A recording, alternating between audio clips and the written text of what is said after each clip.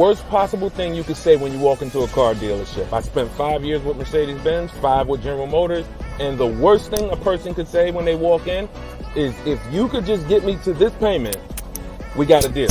So your loan's probably still like 19, which means you got to pay to get out. You're upside down. It's called negative equity.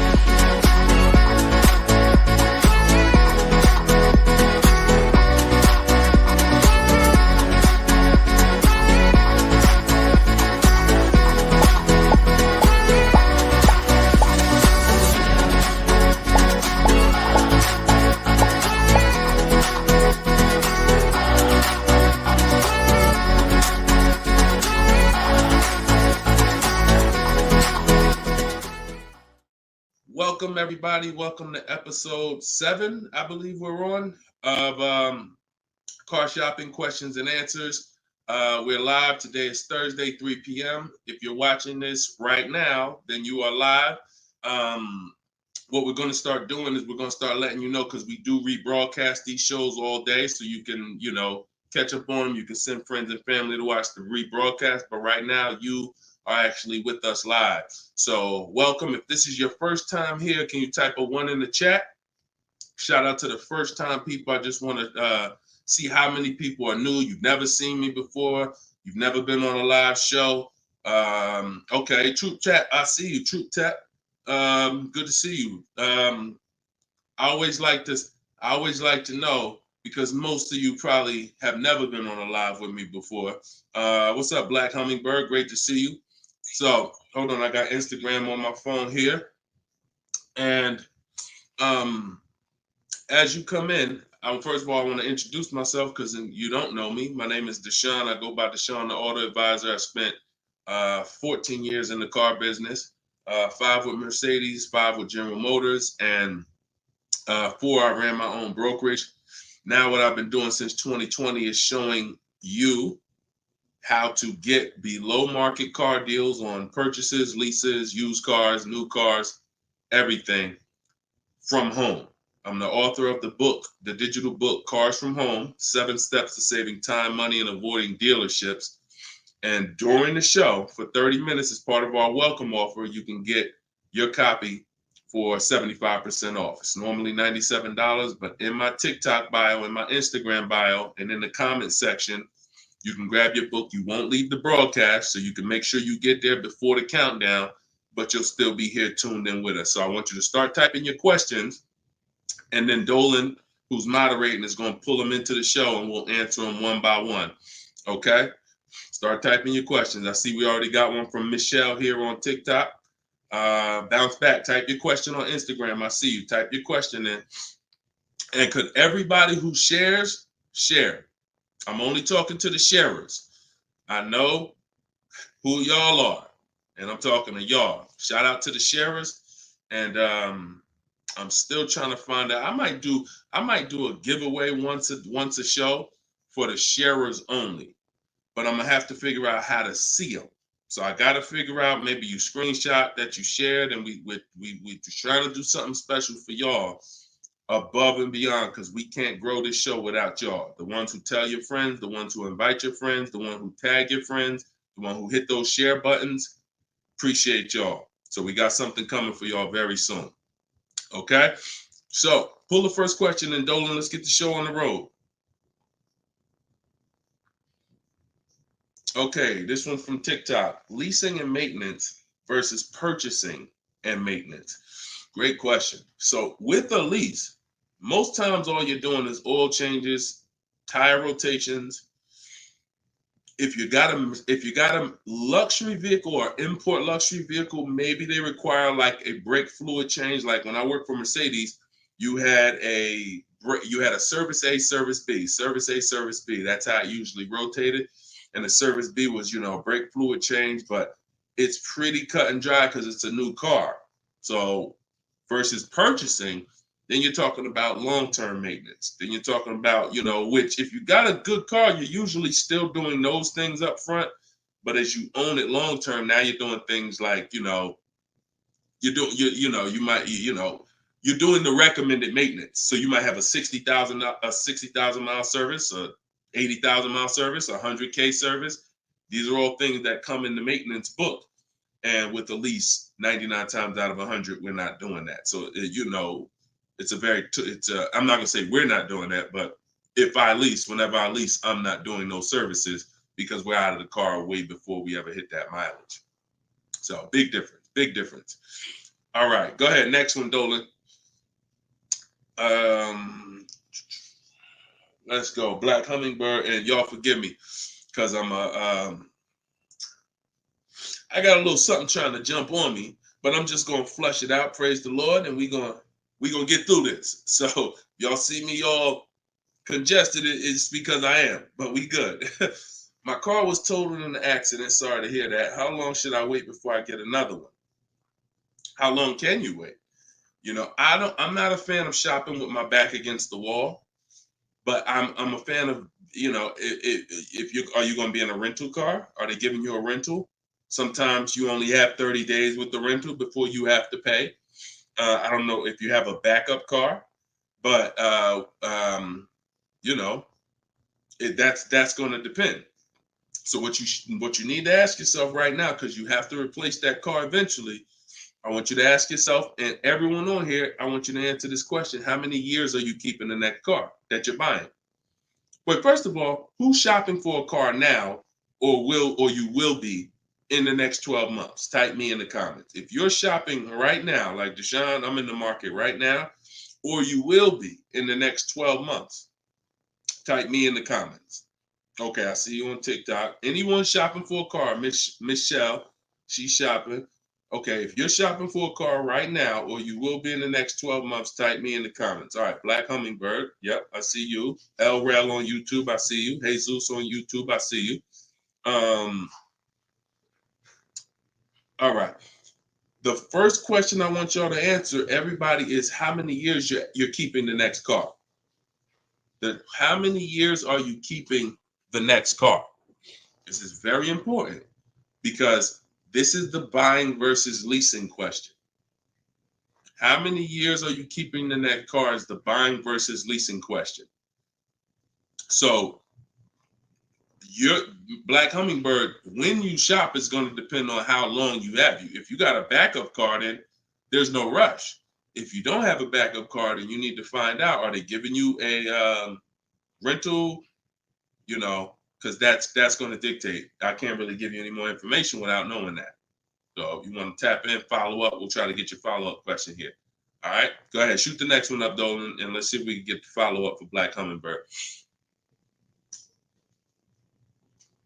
I'm shopping by used. I don't even know what that means. Go ahead, Dolan. Okay, this one's from TikTok. My third live, I need a used car by June 1st, so lost.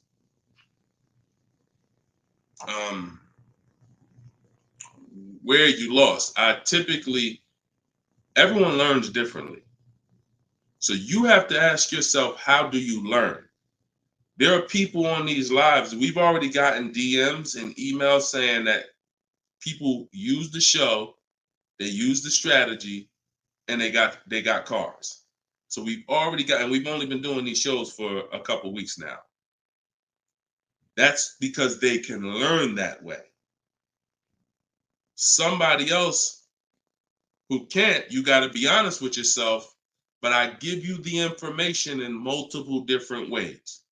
In my book, if you're a book person, in my video library, it's up to you. But if you're sitting here, because everything we do on this show, I try to break it down. No, we don't rush through answers. I don't give y'all one-word answers. Every question, we pretty much take it and we break it down to the nth degree. And some of the things you guys have similar questions, so we've answered them on multiple shows. But you have to know how you learn in order for you to win. Okay? If you're lost here, then you could stick around and we'll continue to do what we do here. But you have to know how you learn. That's why we make information available in a multitude of ways. You see people who have my book. Some people could piece deals together with my social media videos, even though they're all different topics. Used cars, buying cash, leases, they're all different types. So you got to really piece them together. Some people do it that way. It's up to you. But don't just sit there struggling, man. Not at the cost of what it costs. Not at what it costs. All my information is available and it's affordable. Some of it's free, a lot of it is free. But every single product I offer, from my coaching program to my book, it's all affordable. So get in where you fit in, brother. That's really the best advice I could give you. All right, go ahead, Dolan. Shoot the next question.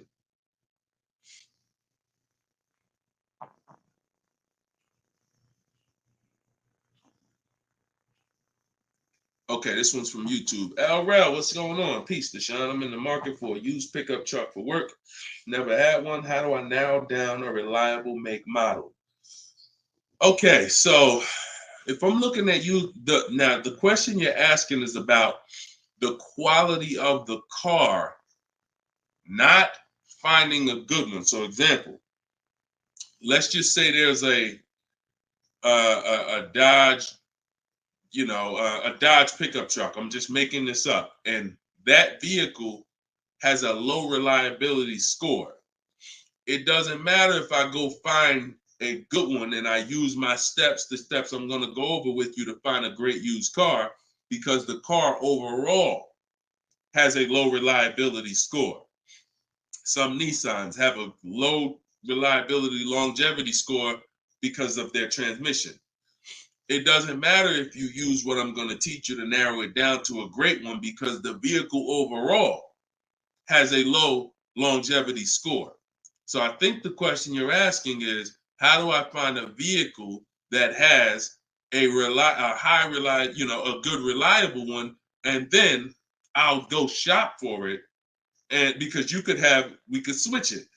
You could have a vehicle that has a high reliability score, high longevity score, but then you got a bad one because you didn't have a process on how to get it. So I think you're asking the first question, which is top level, how do I choose some good vehicles? And that's really Google, and we have a process. It's in our shopping process where we do a reliability check on every single vehicle. It takes 5 minutes to do. You're going to type in the specific year, because years change. You might have a 2019 that has low reliability scores. In 2020, they fixed it. So we got to make sure we're adding the year when we do this Google search. But if I'm looking for a pickup, I'm looking at like a 1500, and I'm looking at, what I need. Some people need 2500 if you need heavy duty or something like that. But then what you're doing is typing it into Google, and you're looking at all the competitors. I'm looking at the Toyota pickup. I'm looking at the Dodge pickup. I'm looking at the Ford pickup. I'm looking at the Chevy pickup. And then I'm just choosing, all right, which one of those do I like? All right, I like those two.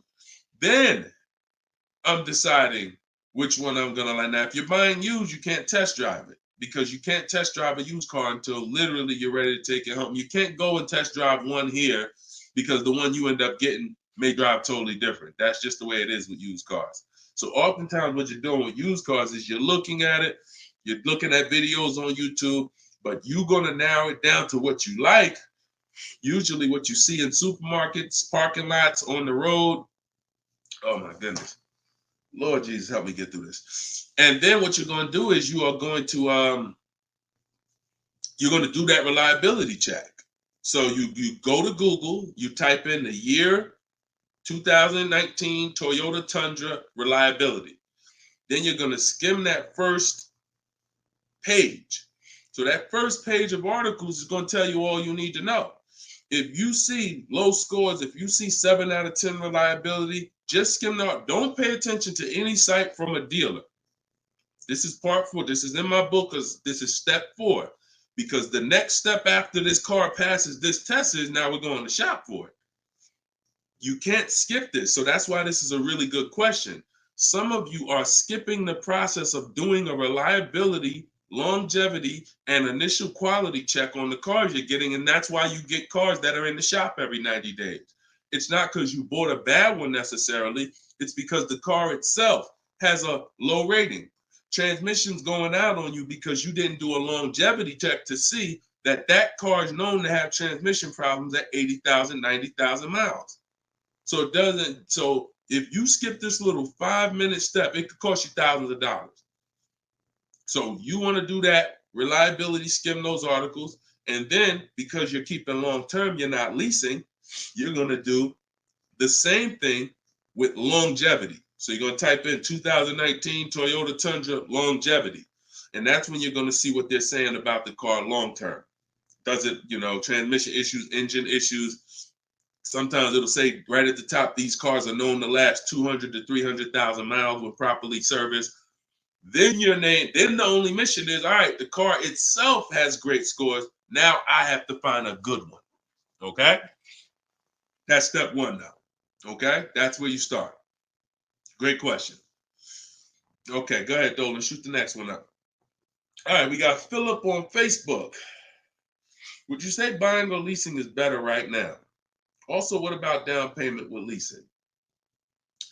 So, all right, you should never be in a position where you're asking yourself, should I buy or lease this car? Based on what you feel. Yeah, so I feel like I should buy. No, the buying or leasing question is based on how long you're keeping the car. I have something that I do that I teach called the 8-year rule. The 8-year rule says that if you're not buying a car to keep at least 8 years, you should be shopping for a lease. Reason being is there is no way for you to get a great deal on a car if you buy it when you should have leased it.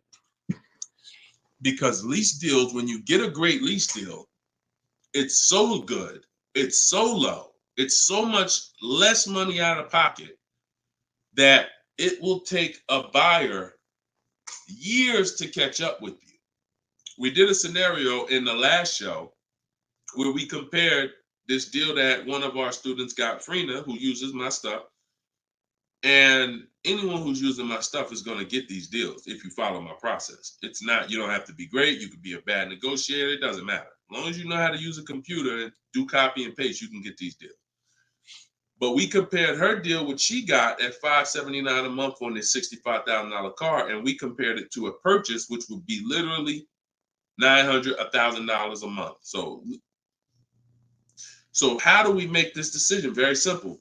If you are not buying your car to keep for 8 years, you should be leasing it, because in the middle, y'all know when I break this out, if you've been on the show before, this is the depreciation scale. This is how your car goes down in value. I know some of you have been taught, I want to buy my car, I drive as much as I want.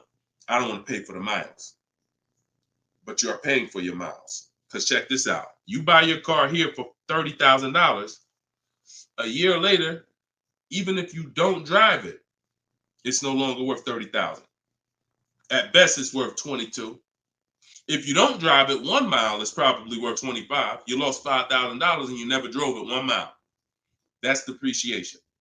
So your car is depreciating like this. Year 1, year 2, year 3. That's why you flipping these cars, buying cars, trading them in 6 months, a year. You're losing at least $5,000, $10,000, but they'll hide it in a monthly payment.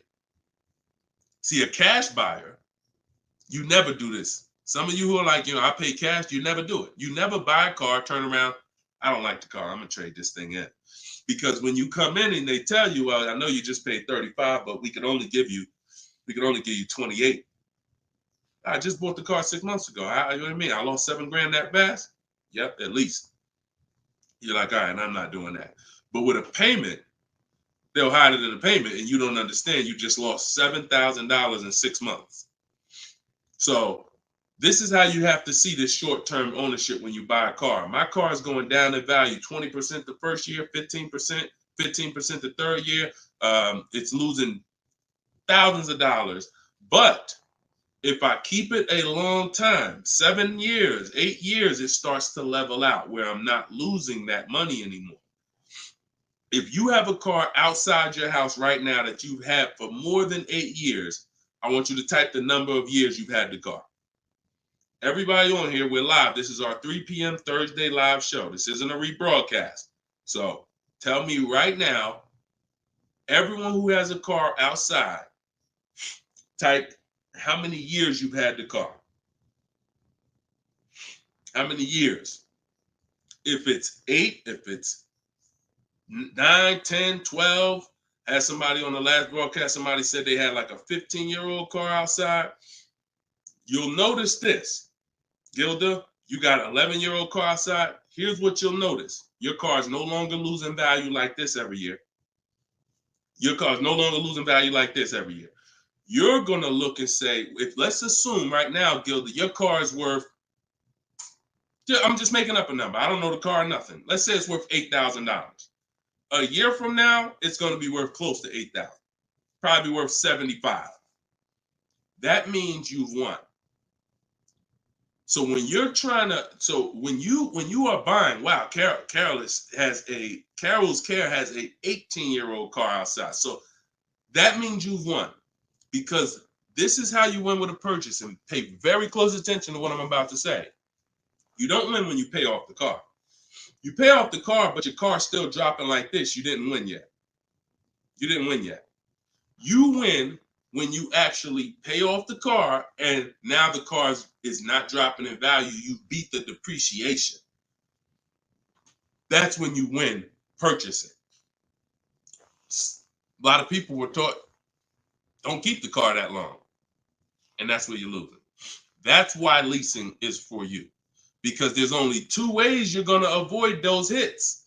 You're either going to keep the car long enough to get to where people like Gilda and Carol are. Look, Big Rich has these are people who kept cars long term, or you're going to get great lease deals where you're paying pennies on the dollar and you're winning. But those of you who are stuck in the middle, we got to get you out the middle, because you are losing the most money. You buy cars, you resell them. You buy cars, you trade them in 2 years, 3 years, you're losing the most money. You lease, but then you buy the lease. You're losing the most money. You're stuck in the middle. You got to pick a side. There's only two ways to win. Great lease deals, long-term ownership. Anything in the middle, you're losing thousands and thousands of dollars in depreciation. All right, we clear? All right, perfect. Shoot the next one up, Dolan. I see you, Luscious. I purchased the book. Awesome. Congratulations. Enjoy it. This whole show is sponsored by my new book, y'all. It's called Car Shopping. It's called Cars from Home.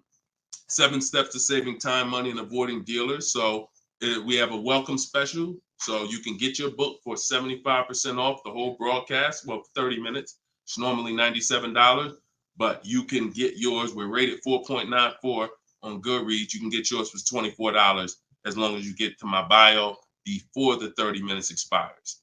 And $97 is a great price. Because here's the thing. I got a lot of books on my shelf. I cannot tell you a lot of books that saved me a lot of money.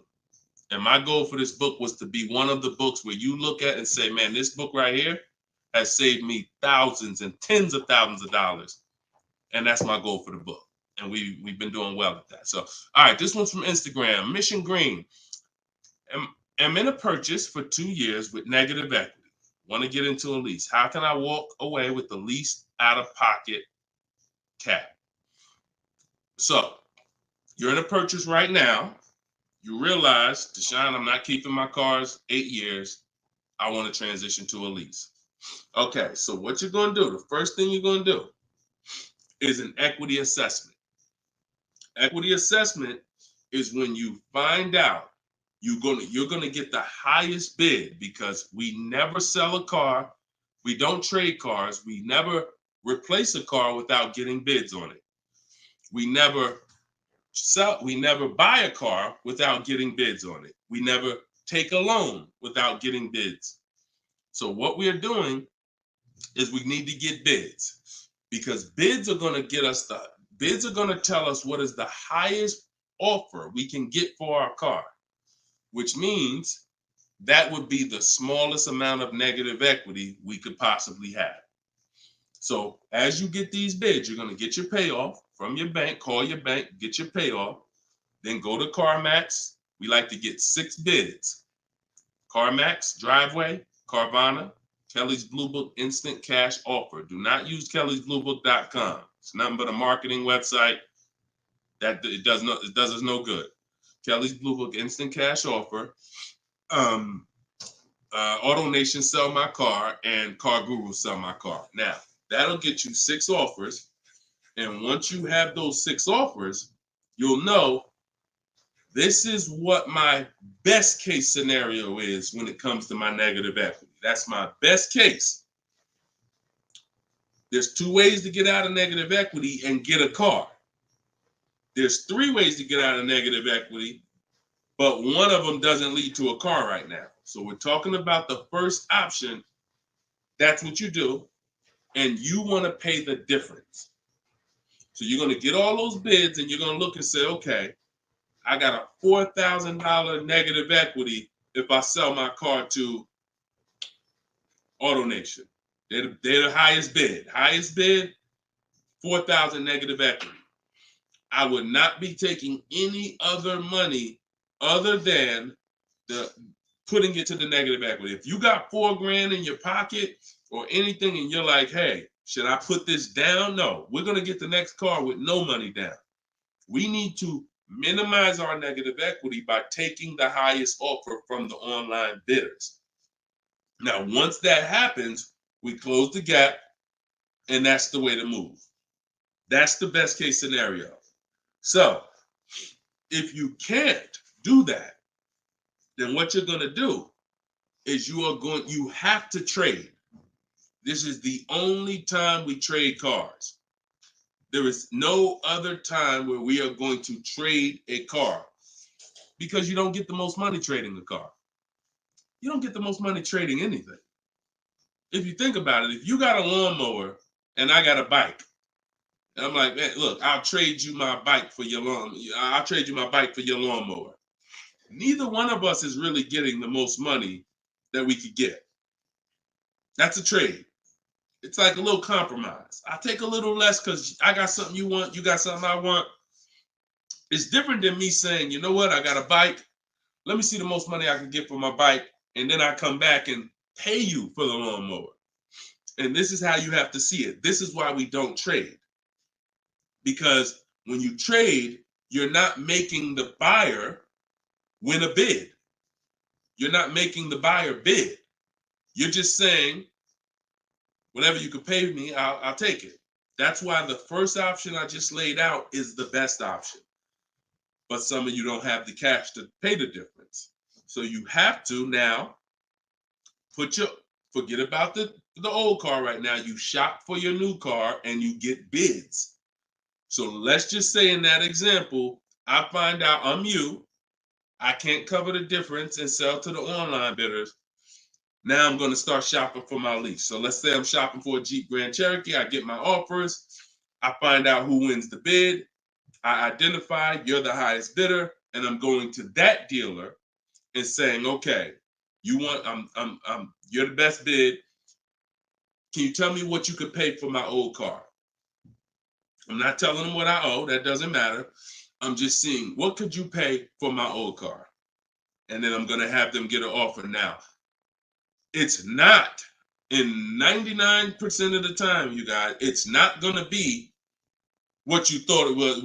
If your highest offer over here with the online bidders was 22, do not think that dealer who won the bid is going to say, I'll give you 22. They probably say, the most I can pay for it is 20.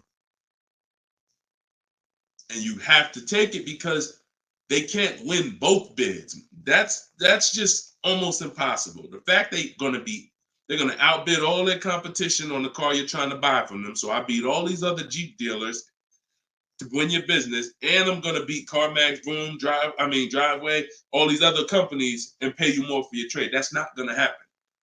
So that's why I say the first option is the best, because the second option, you're going to have more negative equity because the dealer cannot pay as much as the online bidder. So now that's what you would do, and you would tell them, okay, please add it to my deal, and you'd have to roll it into the lease over there. Third scenario where you can't get out is if you have too much negative equity. You're either going to need cash or you're going to need to pay the loan down. It's that simple. Because when you bring that negative equity over, the bank only has a certain amount that they're going to approve. If you're buying a $40,000 vehicle, they're not going to approve $55,000 because you got all this 10 grand negative equity, 12 grand, you're just trying to slap it on. You can have a 900 credit score. That's why I call negative equity the bad credit for people with good credit, because it can literally prevent you from getting a car. So that's when you have to pause, or you got to put money down to try to get within the loan to value ratios. And that's why I say stay out, get out of negative equity and stay out of it. And 99 times out of 100, the reason for your negative equity is you don't lease. You don't lease. You buy cars, you take out 5-6 year loans on them, God forbid longer, 7 years, 8-year loan, and then you trade those cars in before the loan's paid off. That's what's happening 99 times out of 100 to cause people negative equity.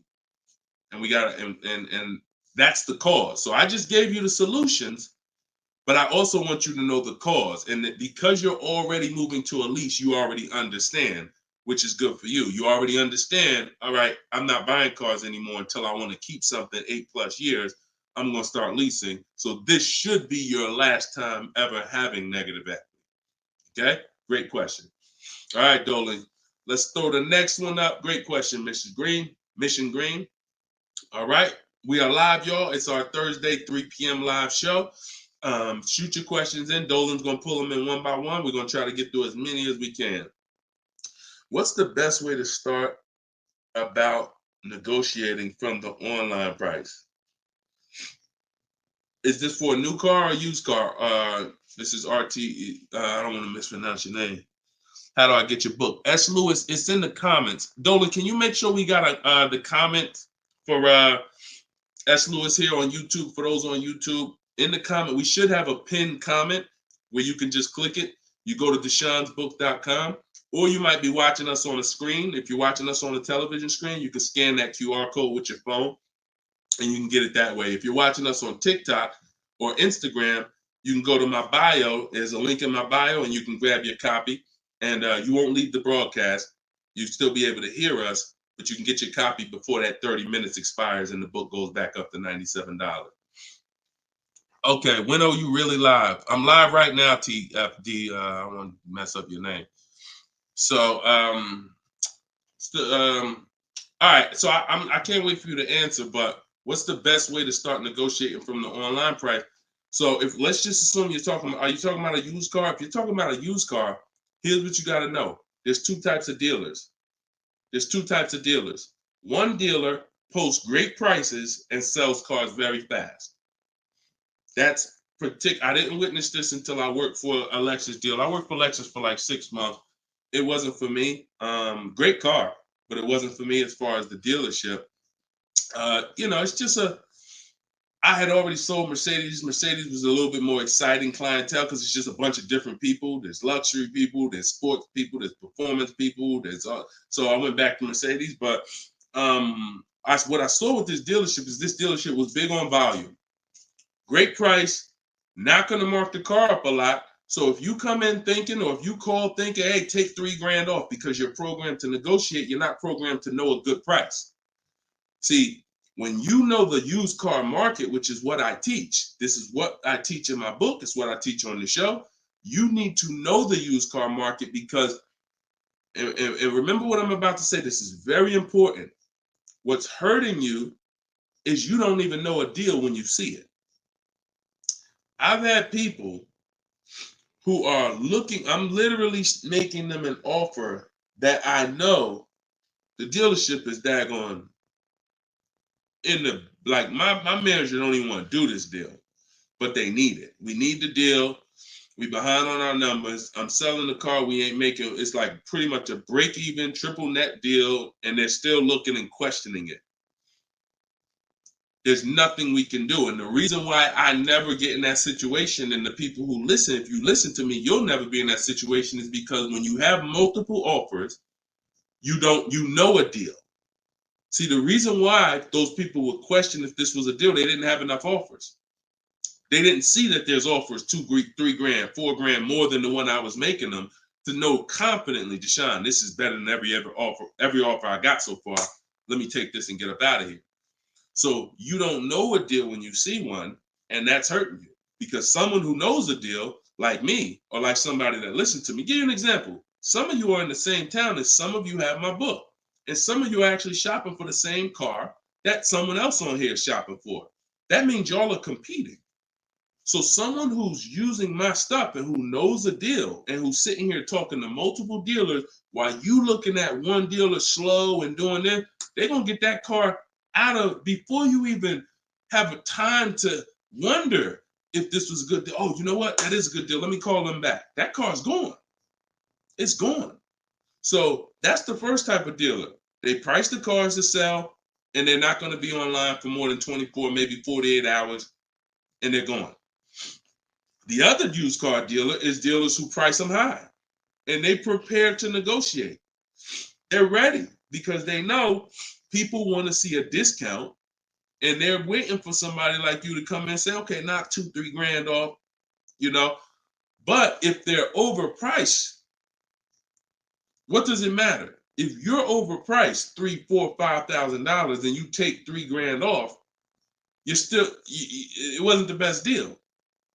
So don't think so. Some of the best used car deals, when I bought my Infiniti truck, he literally only had $800 he could give me when I got there. I didn't ask for it when I was on the phone because, again, what I say, I'm trying to teach y'all the psychology. I don't want you to know everything that goes on behind the scenes. I just want you to know what to do. But every now and then I got to tell you why you should be doing this. When that car comes on, and that dealer knows this is the best price in the market, this car is not going to last for 48 hours. You call them and say, hey, could you do another 1,000 off? Click, not even interested. One, the car just got here. I don't know who you are. I don't know if you're serious. Listen, we ain't got no time for that. What we do when we find that best car is we know we've done all our research online from home. I'm on my way. Only thing I need to know is, has the car been smoked in? Because I can't see that online. That's the only thing. We verify that there's no fake fees, because some dealers will price a car low and then they add fake fees because they want you to come without even asking them about the fees. And the second type will, hey, the car's been smoked in, and if you don't ask them, you'll get there and be like, oh, car smells like smoke. That's the only two things we verify. No bogus fees. Nope, hasn't been smoked in. I'm on my way. Then when I get there, we test drive. Car meets our test drive. All right, boom. Can you do another 500 off, 700 off? Because I already know it's the best price in the market. See, when you know the market, you negotiate intelligently. When you don't know the market, you come in, hey, listen, take $3 grand off. You don't realize you look ridiculous. I don't want you looking ridiculous saying, yo, man, I can't do it. You haven't done your research. I don't want you leaving, oh man, that dealer don't want to make a deal. No, you didn't know a deal. And you leaving and you like, oh man, I'm gonna find somebody. So this is the science of car shopping online. This is the science. You gotta be able to know, is this car the best price in the market? If so, I'm not gonna ask for any discount until I get there. Because once they see me, I drove it, they know I'm serious. I know the car's the best price in the market. Hey, can you do another 500? Even if they say no, I know they won. All right, I won. But if they say, yeah, listen, I wouldn't normally do it because the car just got here, which is true. I know that. But, you're here. We want, all right, $500, we got it. Or, hey, look, can we split it? I really don't have the room. In which case, we know they're telling the truth because we know the market. You got it. We'll do it. This is how you get below market used car deals. You don't just stumble onto them. You get what I'm saying? Is everybody clear on that? Type clear if y'all are following what I'm saying. Clear if you're following what I'm saying. You're not going to accidentally stumble into a below market deal. It takes strategy to get below market deals. If everybody could get below market deals, they wouldn't be below market deals. They'd be average deals. Does that make sense? All right, glad we clear. I see you, Michelle. All right, shoot the next question up, Dolan. Let's roll. Let's keep it going. I see you, Rose, on Facebook. All right, Blooming Chosen One from Instagram. Almost done closing at 1%. Let's go. Come on. Come on. That's what I want to hear. Come on. If y'all don't understand, Blooming Chosen One is about to close a 1% lease deal. That means her lease pay, I'm assuming that this is a woman. I can't see, so forgive me if there's no picture. She's about to close a lease deal at 1%. which means her lease payment is 1% of the MSRP, no money down. I just want to make sure it's clear, chosen one. We don't, if it's money down, it's not 1%. It should be like $400 a month. I'm giving you $400, car's $40,000. That's 1%. So, any tips on techniques for finding great deals on insurance? I use Insurify or I use Jerry. These are apps that shop on websites that shop multiple carriers.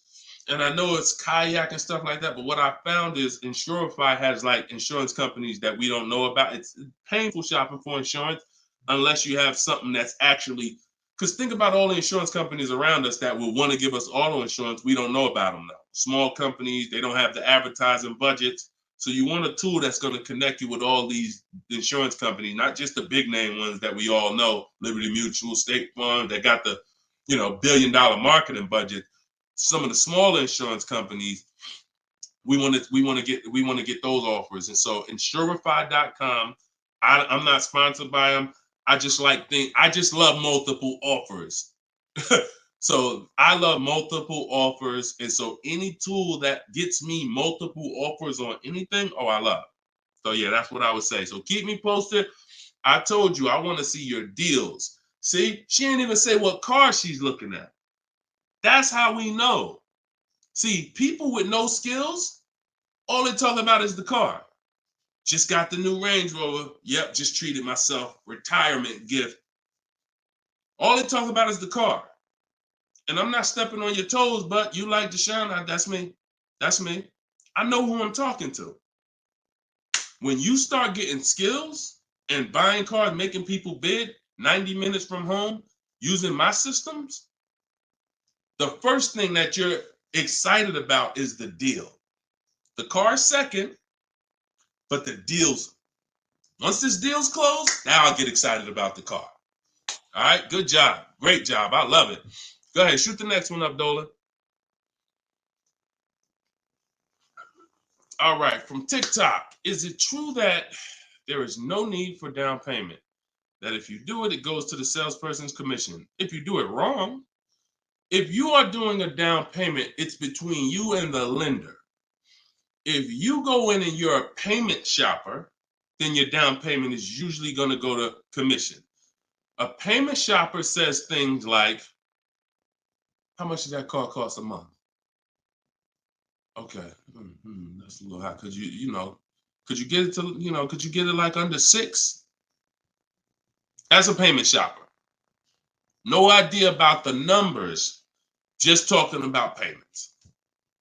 If you stop doing that, and if you've done that, see, I don't want to, look, I hope we're building a community here where people could be honest. If you've done that, type ouch in the comments. If you've gone into a dealer, looked at a car, and said, how much those run a month? What kind of monthly payments are on those? And I know that there's some people who are not gonna be honest, but this is how a lot of people shop. It's a payment thing. Yeah, okay. I appreciate it. I see. All right. I see we got some. All right, we got some people being honest in here. I see you. I see you, Michelle. I see you, Bye Lion. Not Michelle.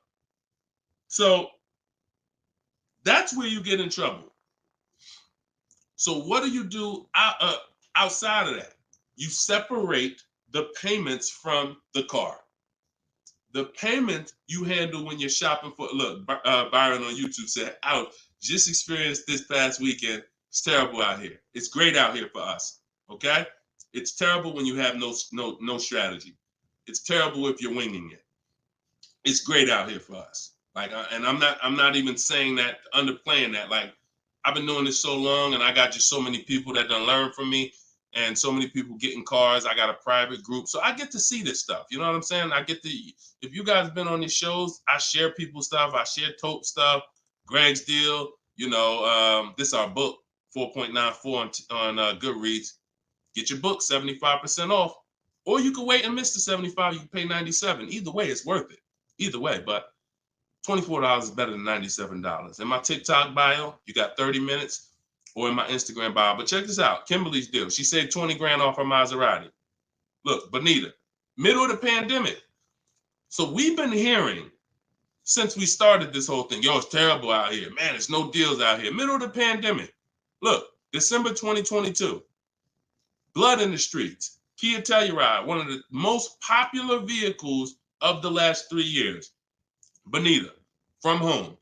Kia, 2023. 600 down, 600 a month. People paying $800-900. It's people right now that's going to watch this broadcast that has this particular car paying $700,000-900,000 a month for it. This same vehicle. So, Charles, Hyundai Palisade, top 5 most popular vehicles the last 5 years in this category. Look, $597 a month, $48,000 truck. So it's what you know. In fact, it's what you don't know. So I would tell you, yes, when you are winging it, when you shopping, when you just winging it, yeah, Byron, it's gonna seem like, man, it's horrible out here. When you step back and start using my bidding systems and letting these deals come to you, letting loans come to you, you're gonna feel like you're in control. You call the shots. Okay? So that's what I want everybody to know. It's all perspective. You know, somebody who's never had a fight in their life may be like, oh, shoot, I'm gonna lose this fight. Mike Tyson, he's not worried about losing a fight. And I hope he's not throwing this fight. So, another end. It's all about what you know. You learn better skills, you get different results. You keep the same skills, keep shopping like our grandparents shop, keep shopping like our parents shop when there was no internet, keep shopping like it's 2005, you're going to get those same results. All right? Everything I'm talking about, y'all, is in my book. This whole show is sponsored by my book, Cars from Home, 7 Steps to Saving Time, Money, and Avoiding Dealerships. My whole shopping system is in there. You can get yours in my bio. I just said that. So go ahead, Dolan. Shoot that next question up that you had up on the screen. My lease is up this year, but I'm over 4,000 miles, and a car dealer just told me if I lease again that I'll have to pay for the over miles. What do I do? Okay, I want you to know something, and I want you to hear me clearly. Dealers who tell you they'll cover the mileage. I know some of you have heard this in the past. You know, my dealer said if I release a car from them, they took care of the mileage for me. No, they didn't. No, they didn't. Mileage is never taken care of because mileage is between you and the bank. You told me you were going to drive this, the bank, not the dealer. Dealer has nothing to do with the car. Once you drive off the lot, it's between you and the bank. It's between you and the leasing company. So when you go over miles, the bank says they told us they were going to bring this car back with 36,000 miles on it. They already have an estimated value of what they're going to sell the car for, and it's based on 36,000 miles. That's why if we're under miles, we always do an equity assessment. You're going to do this either way, Miss B, but this is one of the main reasons when we're under miles, it doesn't matter, because if we drive less than we told them we were going to drive, we want to see if there's any equity that we can actually pull out. If you didn't know you can sell a lease, yeah, that's another discovery. Aha moment, you can. We've been doing it for years. So, but going back to this case, if you're over miles, you got to pay for it because you can't give it back to them. It comes out of their profit. So what do we do to try to minimize this? One, we don't let a dealer tell us we're going to work this out for you. We have to do our own equity assessment. So you want to see what your position is. You want to call the leasing company, get your payoff. This is the second step in my process. Once you know whether you're going to buy or lease again, that's step one. Now, if you have a car to replace, you own it, you lease it, doesn't matter. Anything you're replacing, we got to do an equity assessment on it. So we're going to call the bank, get our payoff. If it's paid off, obviously we don't have to do that. And then you're going to get that payoff, and then you're going to get those offers I talked about earlier in the show. If you missed it, I don't want to go through the whole equity assessment process because we already did it. And for the people who've been on here, I don't want to repeat the whole thing. But if you go on YouTube, if you go on Facebook, you'll be able to see the broadcast. Go to the section on equity assessment and follow that process, because you need to see, can I sell this vehicle and break even, get out of it, or if I have a mileage penalty, you know,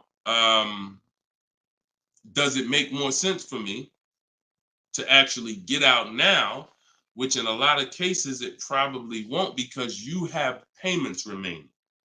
So if you got out now, see, if you sell it, it's clean. So if you sell it, and it goes back to what we were talking about with what somebody asked the question about the negative equity. Let's just say I'm you. I do my equity assessment. I find out to get out of the lease, I got to contribute like $1,000, but I could get out now. When I sell a lease, there's no penalty. It's literally no payments due, nothing. It's everyone's whole.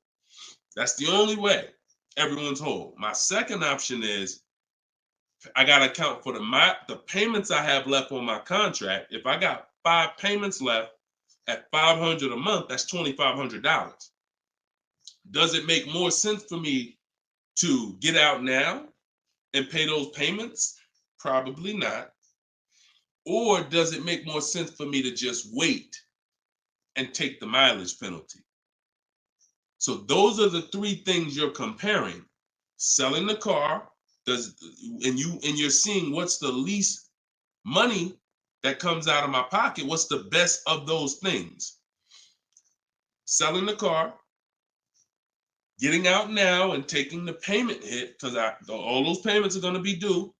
They're going to have to be rolled over to your next vehicle, or driving the car until you get close to the end of the lease, and maybe maybe it depends on how much you drive per month. And maybe you're 8,000 miles over, and that's a $2,000 mileage penalty. So these are the things you have to think about. But I'm telling you that if you just walk into a dealer and say, hey, could you work this up for me? Now you don't even have the luxury of guaranteeing you got the best price on the car. So now, because they see you as desperate, oh, she needs help. She don't know what she's doing. So let's just work these numbers, move these numbers around, and tell her, hey, we got you to this payment. Does that work? Now you're a payment shopper and you don't even know. Just give me to a monthly payment that makes sense. You didn't realize that you overpaid, and they're packing that deal, and you overpaid by probably $4 or $5 grand because you wanted to let them do it. So those are 3 scenarios, and it all starts with the equity assessment. Because like I said, you might be able to do that equity assessment and find out, oh, I could come up with $1,000 and I'm out of this thing clean right now. Or you might break even. It depends. That's why it's always an equity assessment. Equity assessment is probably everything in our process is important, but my God, skipping the equity assessment, you're skipping probably half of your transaction. Okay? And if you don't know how to do equity assessment, watch the show earlier. If you have my book, it's all in there. It's up to you. Go ahead, Dola, shoot the next question. Bought your book. Thank you for doing this. Thank you, Michelle. Enjoy it. Use it. Use it and win. For the rest of your life, use that book. And it's a digital book, so you don't have to worry about when it needs updating. I just update it. You'll open it one day. Like, let's say you get your car now. A year from now, you open up that book and you're like, all right, I need another car. My spouse need a car. My child need a car. Man, wait a minute. There's different stuff in here. That's why you always keep the email I send you with the master link in it, because that's where I update the book. All of you who got the book, when you download it, don't save the email, because when you click that master link, that's where I update the file whenever something changes. So, and I couldn't do that with a print book. I can only do that with a digital book. Yeah, don't worry. I don't do trades, J. Paul. So if you ever see somebody selling crypto, all of that, like anybody with a decent amount of followers is going to have knockoff accounts. Like, I do car education. That's all I do. I don't do crypto. I don't do none of this other stuff. It's been fake Deshone the Auto Advisor accounts since we was on TikTok. We got 1.5 million followers on TikTok. The fake Deshone the Auto Advisor account started popping up. Nothing we can do about it. You got to watch it, though. Watch it. Okay, this one's from Instagram. Considering a lease of a Lexus electric vehicle. First time lease customer. Do you have any advice shopping for a lease premium electric vehicle? Same process. Same process. My system doesn't change. I'm gonna tell you, there's only one scenario where it changes, but electric cars, look, doesn't matter. Look, Look at Sean. Bids. F-150 XLT electric. Bids. $73,000 vehicle. He got it for 57. He saved over 20 grand. Bids. That's electric. Electric. You don't know what rebates there are. You don't know what's what. Rolls Royce. Bids. Popular cars. Bids. Exotic cars. Bids. Doesn't matter. Process is the same. The only time that bidding is not called for when purchasing the car is with Tesla or any manufacturer where the price is set. No matter where you go in the country, it's the same price. You buy Tesla in New Jersey, same price in California, same price in Minnesota. One price all around the country. You order the car. That's it. I don't care if you have GM supplier pricing. That everyone's doing a different price. Some people are not going to tell you. They won't tell you what the rebates is. Some people, oh, Deshone, I'm a Ford employee. I get Ford special pricing. Bids. Because 80% of dealers are going to lie and not give you the real Ford special pricing. Everything is bids. Put everything under there. All right? Go ahead, Dolan. Shoot the next one up, brother.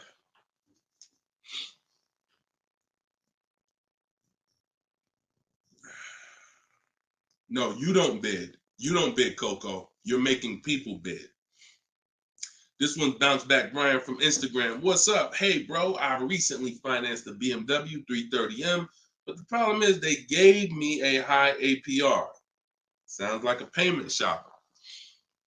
Listen, we got to take responsibility. You accepted a high APR. Now, how do you get out of it? Only way is to refinance. You can refinance or sell a vehicle.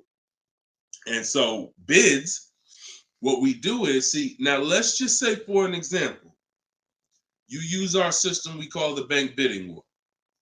Bank bidding war is 3 rounds. We check to see if there's any special interest rates. 1, no special interest rates on the car, which a BMW 330M, probably not. You never know. But then if there's no special interest rates, we go and we get bids and we find a dealer that's going to sell us the BMW M for the lowest price. And it doesn't matter, popular cars. I had a young lady earlier this year. Well, no, that was last year. She was looking at the brand new X4M, redesigned, just redesigned, brand new body style. She got her offers. Best offer was $3,000 below MSRP. Worst offer was like $5,000 over MSRP. Brand new, newly designed, fresh in the country. No one's ever seen it. Bids, she got $3,000 below MSRP. When people are paying thousands more than that. So it doesn't matter the car. Now, once we, but that's that's the part where I say you separate the loan from the car. You separate the loan from the car. We find the dealer who's going to sell us the car for the lowest price. Once that's done, now this is when we talk about the second round of the bank bidding war, which is my bank, my credit union, online lenders, not the dealer yet. The dealer is round 3. The dealer's banks, the dealer's credit unions, that's round 3. That's the final round. Second round is I'm coming home, getting my bank, my credit union, online, giving them my information, going online, car loans online, looking at everyone that I can find that gives car loans in my area, letting all these people run my credit, because if you do this right, it doesn't affect your credit other than one hard inquiry. It shows all the inquiries on your report, but when you rate shop using the bank bidding war strategy, at the end of the window, it only weighs on your credit like one hard inquiry. But you got to do this in this small window. Takes 2 days. First one is all of those bank, that's the round 2. So now let's say my best rate from that round 2 is 7.9 interest rate. Okay, round 2's done. Now I'm calling the dealer who won the bid, who has my car waiting. I already reserved it. And I'm saying, okay, my bank or this bank gave me 7.9. If you guys can beat it, I'll give you the business. Now, round 3 starts with the dealer going to work. That's when the dealer's bank. See, the problem is the dealer was your first offer for financing, or one of your first offers. The dealer, when properly done, is our last offer. And so if he came back and at the end of those rounds, 8.99 was the best rate, you wouldn't have a question. You wouldn't be questioning it. You wouldn't be saying, oh, man, how do I get? You would still be considering refinancing because that's still the solution. Whenever rates get lower, you refinance. But you wouldn't be it wouldn't be they gave me that. It would be that was the best rate available at that time. So that's why you need to get bids for future reference. But in your case now, all you can do is find somebody to refinance the loan. And that's what you do. Type in car loan refinance online. Call your bank, call your credit union. Hey, I'm looking to refinance and see if they can be 8.9. Okay. For future reference, though, bank bidding war. Okay. And that's we gotta we need to. I want to get you to the point. You gotta. It's up to you. Use this. Everything I'm telling you is simple. Nothing I'm telling you is rocket ship building. This is all simple online processes from a computer. We got grandmothers doing it. We got introverts doing it. Doesn't matter. We don't even talk. Has anybody heard me say anything about talking? No. We're using online tools to get these processes done. That's why they work for everybody. If you had to talk, then yes, you could mess it up.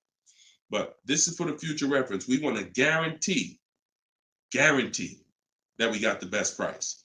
And the only way we're going to do that is with bids on everything. Okay? Go ahead, Dolan. Next question.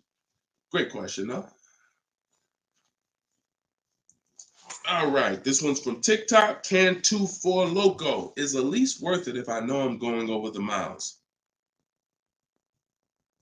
You pick your miles. You pick your miles. I had somebody no, I don't even want to talk about him.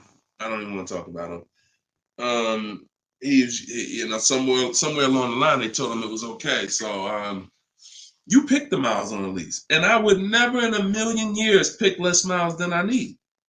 10,000 miles per year, 12,000 miles per year, and here's what happens: if you see somebody who's intentionally picking less miles to save $20 and to go from 10,000 miles a year to 12,000 miles per year is probably like $20 a month.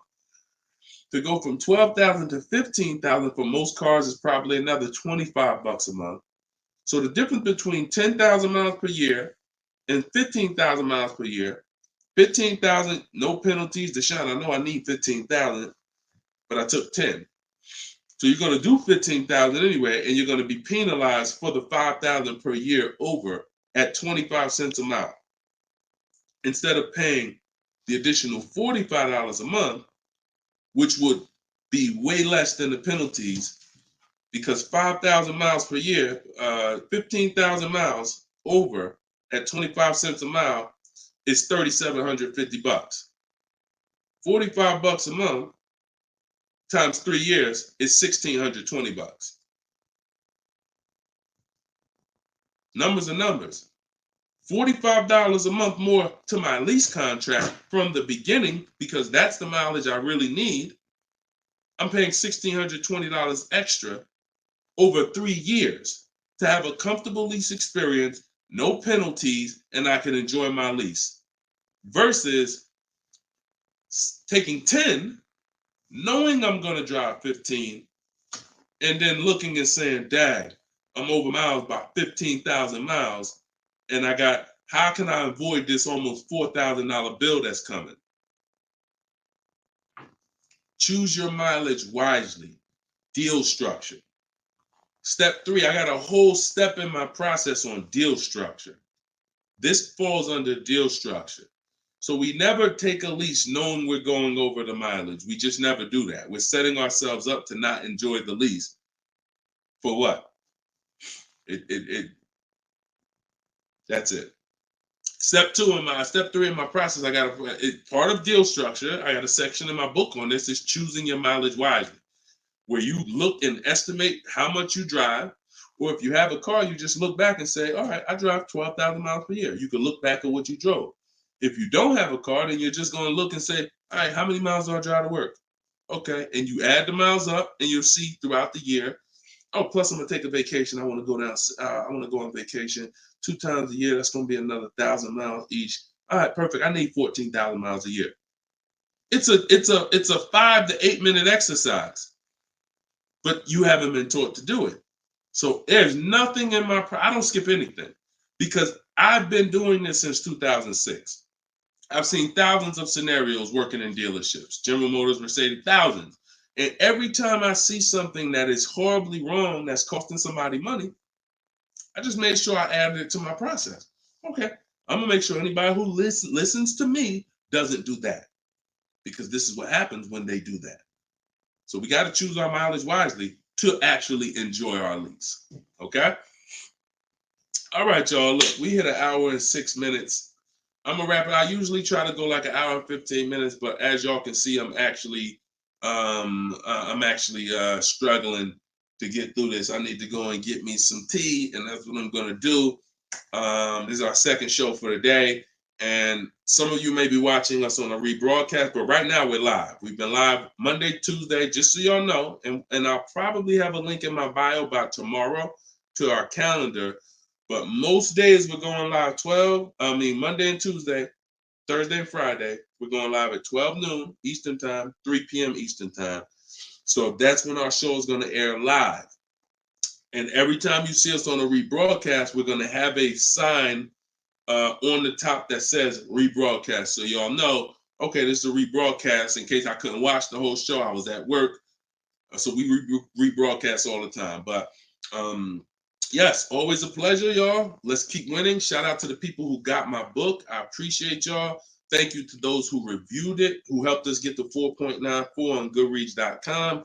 I appreciate you, and continue to use the book and continue to unlearn the bad stuff you learned about car buying. If you don't hear me say it, that's because I don't do it. And no one who listens to me does it. You hear somebody say, yeah, I was in the dealership. I was in there like 4 or 5 hours, but man, I was using what Deshone teach. You wasn't using what I teach, because we're not in dealerships more than 30 minutes. 30 minutes, tops. If we in there for more than 30 minutes, you could clearly say, this ain't what Deshone teach, because I'm only here to test drive, or I'm only here to pick up my car if they don't deliver. That's the Cars from Home way. So you can get your book in the bio, 75% off, as long as you didn't miss the countdown. Even if you missed it, it's $97. Great price, but all right. Let me get up out of here, y'all. And always a pleasure. God bless y'all. And make sure you like and subscribe if you enjoyed the content. Tell a friend. All right. I'll see y'all on the next show. God bless you all.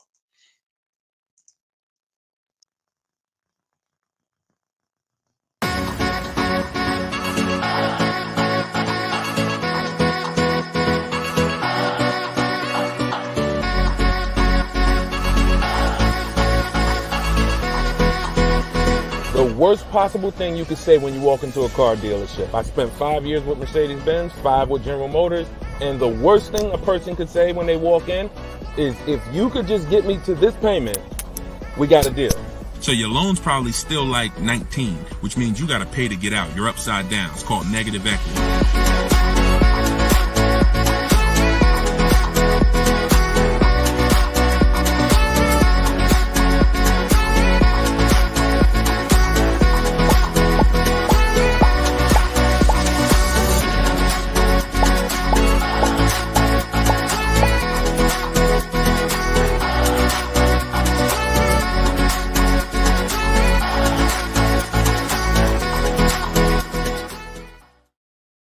What is going on, everybody? Welcome to episode 9. Maybe episode 8. Either way, I'll make sure the right episode is in the comments. But welcome to Car Shopping Questions and Answers. This is our live show. It is Monday. This is our noon show. We want to make sure that you know when we're live and when we're rebroadcasting. So every time you see the rebroadcast, you'll see a badge that says previously recorded or rebroadcast or replay. But whenever you don't see that badge, then you know we are live, and you can engage with us and ask your questions, and we will make sure that we get through as many as possible. So come on in. Everybody just come on in. I'm actually just sharing this broadcast on Facebook now. And on TikTok, welcome. I see you, Claudia. I see you, Dreamer. You guys can start typing your questions in. And let's do a little housekeeping first while we let the first couple questions come in. If you don't know me, this is your first time ever on a live with me, type the number 1 in the comments. I want to give a welcome to the first time people who've never been on a live with us before. And welcome back to the people who've been here before. I'm your host, Deshone. I'm known as Deshone the Auto Advisor. I spent 14 years in the car business with Mercedes-Benz, General Motors, and running my own brokerage. And now what I do is I teach people the science of car shopping from home. I'm the author of Cars from Home, my new digital book, 7 Steps to Saving Time, Money, and Avoiding Dealerships. And everything that I talk about, everything if you've seen any of my social media videos, everything is based on one of the 7 steps in our shopping system. So we don't hold back. So you guys can come in. I see a lot of people on TikTok coming in. Could y'all start tapping the screen if you're going to spend 10, 15 minutes with us? We're usually here for at least an hour. If y'all can start tapping the screen so we can let TikTok know we're about to talk some serious money over here. Frankie, I see you. Good to see you, Frankie boy. Thanks for sharing. Shout out to the sharers. And whenever we have the first question, we will certainly get down to it. Also, if you, all of you do have the opportunity to get my new digital book at 75% off. I always like to let you know about this welcome offer. The book is normally $97 and it's currently 4.94 stars on Goodreads.com. So thank you to all of you who have taken the time to rate the book, to review the book. But most importantly, thank you to everyone who's using the book so that you can stop car shopping like our grandparents. No offense, but most people are shopping the way our grandparents shopped before there was internet, before there was leverage. And my mission is to show anyone who's willing to listen how to stop doing that and how much money that's costing them today. All right. Did we get the first question yet, Dolan? If not, then listen, you know I could keep talking. Okay, here we go. Instagram. Shout out to Instagram. All right. How long should you wait to refinance? It's a good question. I would refinance when it makes sense. If you have rates are high right now compared to where they were a year ago, 2 years ago, 3 years ago. So if you guys are in a higher interest rate than you could qualify for today, then you want to refinance as soon as possible. If you have an 8% rate and you could refinance to a 6% rate, you guys know on this show, if I talk about the money, 2% on a $30,000 loan is thousands. That's not hundreds. So if you have it, on some of you have improved your credit. So you may have had a lower credit score a year or 2 years ago when you got your car, but now your credit score is higher. So you want to make sure you are following this guideline though. Most of the people who want to loan you money want you to take more for longer. That's just what they want you to do. I am of the mindset of you don't want to stretch the loan out long. You don't want to stretch the loan. You don't want to stretch the. So if you've already paid for a year or two, you don't want to stretch the loan out longer because they'll want you to take it longer. They'll tell you right up front, if you take a 6-year loan, your payment's going to be this. Meanwhile, you've already paid for 2 years. Don't fall in love with the new lower payment. Fall in love with paying as much as you can at the higher interest rate. So if you can pay a higher payment for 4 years, pay the highest payment you can to get the loan out of the way faster. Don't be tempted to stretch out the loan and go longer with it. Or else you're falling into that trap. Like I said, people want to loan you money, want to lend you more for longer. They take it for 6 years. You could always pay it off earlier. They're hoping you don't. Okay, so that's typically the rules of thumb that I like to follow. All right. This is from Instagram. Well, this is Luna. I was desperate and just got the first deal. I set a very high payment. Can I refinance for a smaller amount? Luna, weren't you on the show a couple days ago? I was desperate and just got the first deal. I set for a very high payment. Can I refinance for a smaller amount? It's probably going to be early for you to do that. Did you? Hold on one second. If you hold on, let me open the Instagram comments so I could actually see. I know Dolan's bringing the comments to the show, but I want to make sure I could actually see the Instagram comments. Hold on. Okay. So because if you just got the vehicle, I mean, you could try to refinance, but it depends on how high of a rate they gave you compared to what you could have gotten if you would have followed like our bank bidding war process. You bought a brand new 24 Mitsubishi. Okay. Haven't you been on the show, Luna? This isn't your first time, right? You've been here. You've been with us for a couple. You've been with us for oh, it was in December 2023. Okay. I appreciate it. Thanks for the information. That's why I wanted to see the comments so I could actually have the dialogue with you. Yeah, I mean, that's all you could do. You could try and you could try to refinance online. You can go on Google and type in auto refinance online and start to see what those companies look like and see if but you need to know your rate, and then you need to know what the companies that'll refinance you are offering you and see if it makes sense. If you got a higher rate than you could have gotten, then certainly you can refinance. If they got you the best rate that you could qualify, then you may have to wait a little longer, but usually, it doesn't hurt you to check, especially if you're in a considerably high interest rate. You certainly want to see if there's a possibility, because like I said, 2 points, 3 points on an interest rate is thousands of dollars, not hundreds. All right, TikTok, y'all gonna spend some time with us. Can y'all tap the screen and shoot the likes up if you're gonna talk money with us? Here's the thing, y'all. I'm gonna be honest with y'all. Y'all know I've been this way from day one, and I can't be any other way. I'm considering, and some of you know, I'm gonna tell y'all a story because I'm gonna keep this real, real, real, right? So in 2021, we did a podcast. It was called the Auto Advisors Podcast.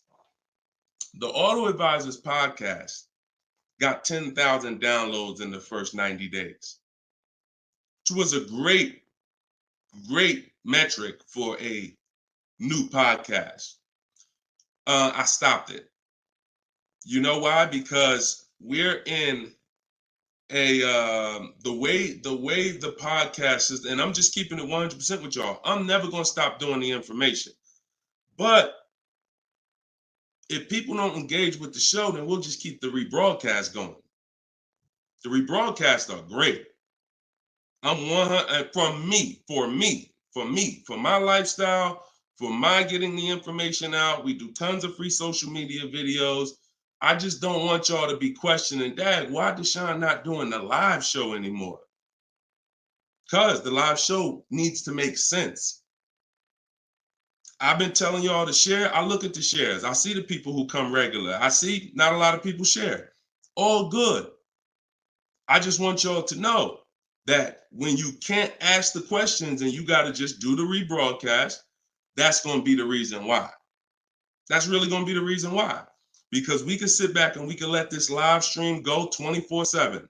I love it. Dolan runs it. It's great.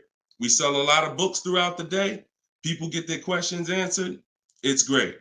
If y'all like Deshone now, I would really like to ask questions and have the opportunity for my family to ask questions and get their questions answered, then y'all gonna have to show up. Y'all gonna have to show up. It's always been that way. Now, we're gonna have information everywhere for you. Free social media videos, my free masterclass is in my link in my bio. But if y'all want to keep this show going this way live and not just see 24/7 rebroadcast, then y'all gonna have to make sure y'all show up. And if we don't see the likes and we don't see the shares, then it's all good. That tells us everything we need to know. because there's nobody out there doing what we're doing right now. So if it was 20 other people doing these shows, then I understand. We got to make sure we're better than them. There's nobody doing what we're doing right now. So it's up to y'all. All right, so Dolan, let's go. TikTok question. Can I get a new lease with no money down and get the same car payment monthly, turning my lease in soon? But that depends on how good you're going to shop. See, if you got, a lot of people are going to be fooled into this conversation. Car salesman calling them saying, hey, I could get you out of your lease, keep your payment the same, and you'll be good. That's the conversation they're going to go for. Now they're going by 2021 and 2020, well, really 2021 payments, which were the highest in history. And what they're depending on is they're hoping that most people don't ask a question. You already been paying this, you already been paying the high payment. What if I could put you into 2024 for the same price? Meanwhile, those prices that you were paying were ridiculously high. All through the pandemic, most 99 probably percent of people were paying ridiculous payments. That's why I always show Bonita.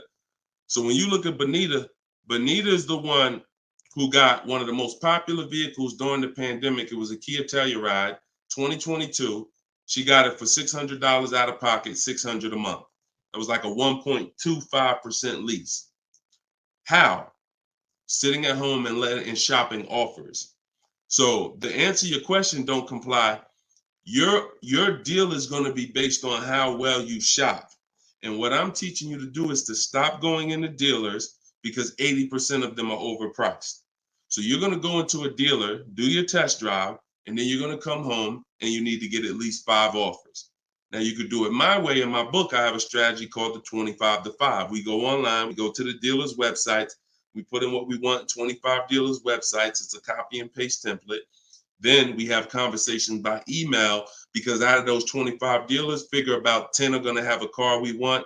And then we're looking to get 5 to 7 offers. If you shop the right way, you're not shopping the right way if you don't see a $150 to $200 difference between your offers. You're just not shopping the right way because we know I've helped. Personally, we have about 1,600 people in our car shopping course, in my coaching program, and we probably have about 6,000 people who have my book. That's enough data for us to know when people send me their deals, 80% of dealers are overpriced. What's the message then? If you don't get 5 offers, you're going to overpay. Hands down. Not 3, not 4. Now, some people with Charles, if they're shopping for a really hot vehicle, like Charles got a Palisade a little while ago, he got 10 quotes. So he reached out to 35 dealers. But look what he's paying. $48,000, almost $49,000 vehicle, he's paying $597. And both of those deals were no money down. So if he didn't know how to shop, then he would be paying $700, $800. Some of you may be looking and saying, Deshone, man, I got a Palisade and I pay a lot more than that. Or, hey, but that's going to depend on how you shop. You must get at least 5 offers if you're truly going to see the bottom of the market, because 80% of dealers, 4 out of 5 are overpriced. So certainly you could do deals with no money down. It's not even a question. And don't pay attention to commercials, because what you'll see is neither one of those 2 deals that I just showed you were from a commercial. They'll probably, when you look at what a commercial says you can lease a Kia Telluride for, especially or a Palisade for, especially a $50,000 Palisade, it would be a lot higher than this, and it would be with 1,000 down plus tax plus fees. That's why you can't pay attention to commercials. So that's the answer. Don't pay attention to commercials and get at least 5 to 7 offers. If you do it my way, it's quick. Takes about 20 minutes to contact all the dealers, and then you're using my email templates. Because what you got here, this is very important, you guys that are going to have conversations with dealers by email. You must know how to keep the conversation on your terms. You must know how to keep the conversation moving forward when people ask you, hey, can we get on the phone? Hey, can I get your phone number to call you? Hey, when can you come in? You must know how to have the conversation stay on your agenda. That's why I wrote the scripts. But even if you're not using my book and my scripts, make sure you are committed to staying the course, that you're not getting on the phone, you're not coming in, and that you're going to be shopping from home. Okay? Because salespeople will try to get you to come in. All right, go ahead, Dolan. Shoot the next one up.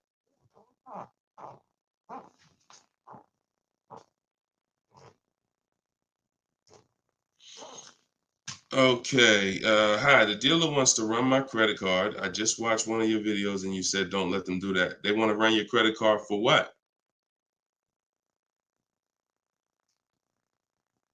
Let's give Bless the chance to type. Are you purchasing something? They want to run your credit card to run your credit? Or did you mean they want to run your credit? What are they trying to run your credit for? I mean, your credit card for. Now, if you have made a deal with somebody, when we make a deal online, oh, you mean running your credit? For what? What's the purpose of you running my credit? And that's not even what the ad. See, when you request your offers, you're requesting your offers by email. And we're always telling them assume tier 1 credit. There's nothing else for us to focus on. What is the purpose? Now, again, let the 80% do what the 80% do. Lie, tell you stuff. You need to have other dealers in your inbox to know. Sometimes people say, well, Deshone, this dealer said, this one dealer said they don't lease. I said, okay. How many other dealers that you talked to said that? No one yet. Okay.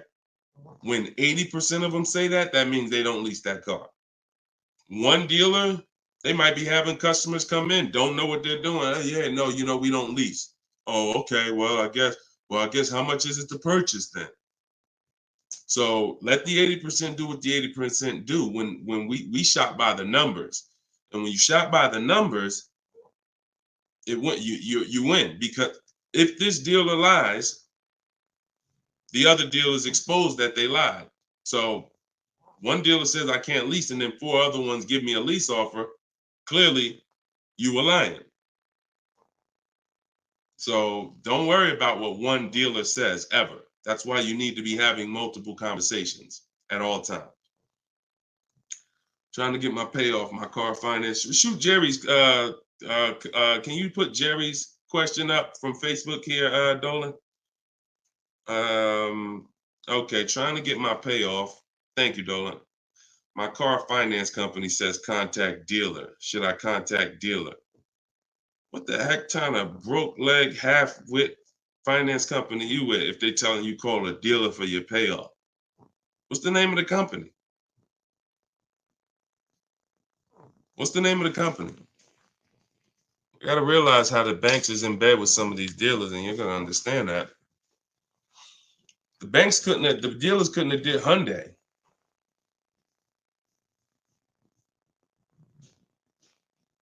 Why would they tell you contact the dealer for your payoff? Scumbag. I would call and speak to somebody else. The dealer has nothing to do with the car. If you don't pay that Hyundai, you don't pay your payment for 3 months, is the dealer coming to get the car, or is Hyundai coming to get the car? No, forget about the dealer. The dealer is just a franchise. They're there to sell you the car and put the deal together. Once you drive off, it's between you and the bank. It's between you and the leasing company. So why would the bank be telling you to go to the dealer? It's kind of like they're sending you, all right, so if you're calling for your payoff and the dealer says, oh, well, I'm going to charge you this much and this much and this much, because people will try to get their payoff, or people tried to buy their leases out, which is a terrible idea in most cases, but people were doing it and dealers were charging them a lot of money on top of their payoff, charging them fees on top of the payoff to buy their own lease. So I would call Hyundai and I'd ask for somebody else. I literally try to escalate that. Can I speak to a manager? Can I speak to somebody? Why are you telling me to call the dealer when the dealer is not who? The dealer has nothing to do with the car anymore at all. From the day you bought it, it's between you and the bank. You're the one that I owe. Why can't you tell me my payoff? And I would speak to somebody until I can get somebody on the phone who could give me an intelligent answer. That's ridiculous. That's ridiculous. TikTok quiet today. Y'all quiet on TikTok, boy. What's going on? Are y'all gonna send questions in? Let's keep them coming from Instagram then. TikTok, y'all usually be the ones sending the most questions. Let's go. What's up, Ron? What's up, James? Let's go. Type in your questions if you want. Let's go. We'll be here for about an hour. Deshone got the ebook. Sent email templates out, got responses, perfect. Using the counter offer calculator, perfect. And they usually, and they either stop communicating or say I have to come in to do any further negotiations. We have scripts for that. We have scripts for that. No, none of the other dealers I speak to have said that. Just go to the script. Every single thing is a script because I know what they're going to say. I had to use those same templates. So always keep the conversation. When you make the last counter offer, it's always a question. That counter offer is a question. So now when they come back and say anything, you look for the script that replies to that and keep the conversation moving forward. You know, once you send the counter offers, now you're just getting to the point where you're trying to see who's the best one. That's it. The counter offer calculator makes counters based on the best offer. So whatever that best offer is, it counters everyone. See, and they may stop communicating because they're already high. So if somebody gives me a 1.1% lease and other people give me a 1.4, 1.5, 1.6, when I counter, I'm countering based on the 1.1. Because once one dealer gives me that type of discount, I know that y'all just choosing not to. That's why if they say, how'd you come up with that number? The script is always, it's a little bit lower than my best offer I have already. So they know you can act like this is the bottom price that you have, but we already have the best offer here. That's why we always put in the offers, and the counter offer calculator creates the counter offer based on the best offer. I don't care if none of y'all reply anymore because y'all already showed me y'all are overpriced. So I'm gonna let you know that based on my counter offer, I know this deal could be done. And if the lowest offer, which may happen, says, look, I don't have no more room, I gave you the best, and I snatched that offer. As long as you got 5, then that's really the bottom. And that's the purpose of the counter offer, is to make sure before you close the deal, you have made a counter to make sure you know where the bottom is. But don't let them respond. Forget it. They probably, oh, he made this low offer. You know you could do that deal, but that's all right. I'll get the car from your competition. All good. All good. All right, next question, Dolan. All right. All right. That might not have any other questions. I have an isolated event. Car was totaled. Check getting cut this week. Can I pay to speak with you 30 to 60 minutes for the single purchase? No. No offense. I've been helping groups. You gotta understand, y'all. Look, I have been helping groups buy cars. Look, let me show y'all something, okay? And I'm saying this so y'all understand, right? Since 2021, this is my private group right here. All right. This is my private group. We have 1,400 people in the group. Now, not everybody who joins us in Maps Academy joins the group, because some people just don't come to Facebook. They'll come on my Zoom coaching calls. But this is how I help people one-on-one. Not even one-on-one. This is how, when you see, can everybody see this? I just want to make sure everybody can see this. This is how I work with people. If you're getting my book, you got my book, you got my strategies. This is what we've been doing. Look at the dates. Look at the dates on these cards. All recent. So I don't work with it. It makes no sense for me to work with somebody one-on-one. I don't have to.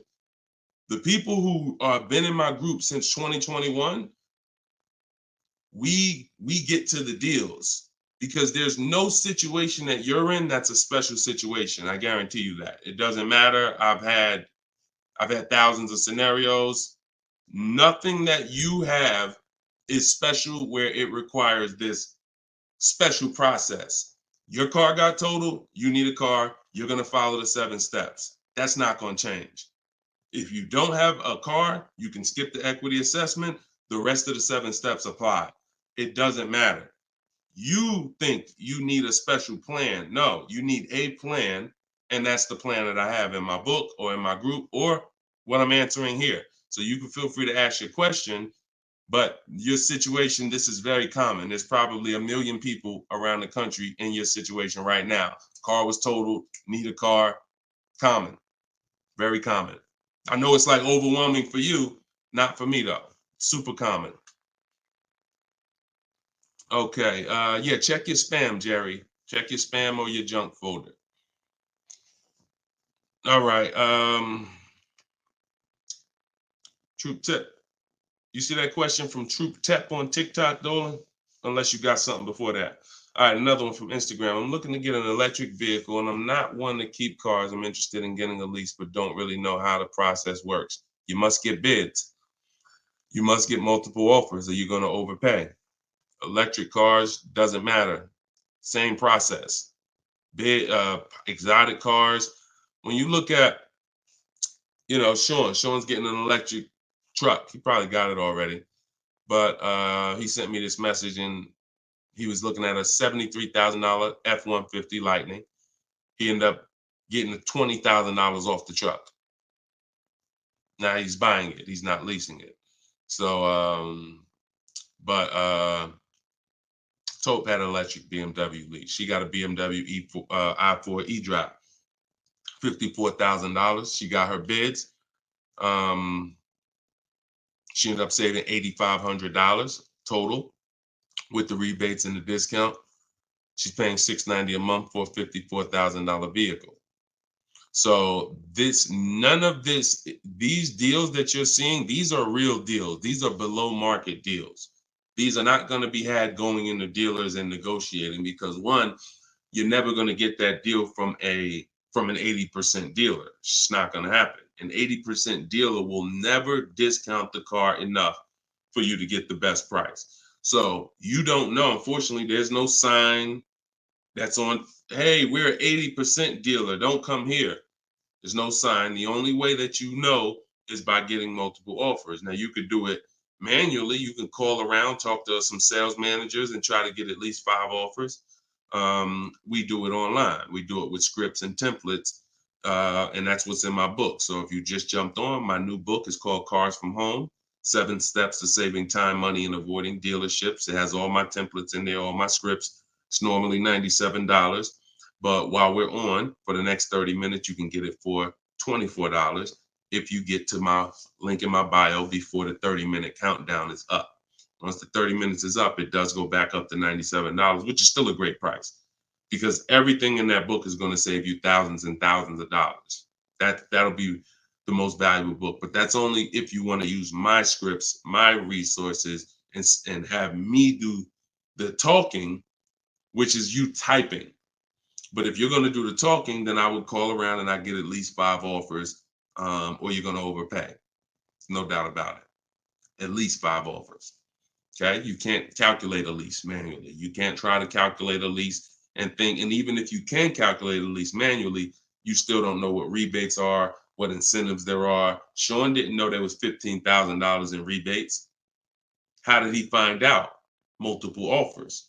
The best offer ends up revealing, wow, it's $15,000 in rebates on this truck. He wouldn't have knew that just walking in and trying to see, all right, what's the best deal I could get?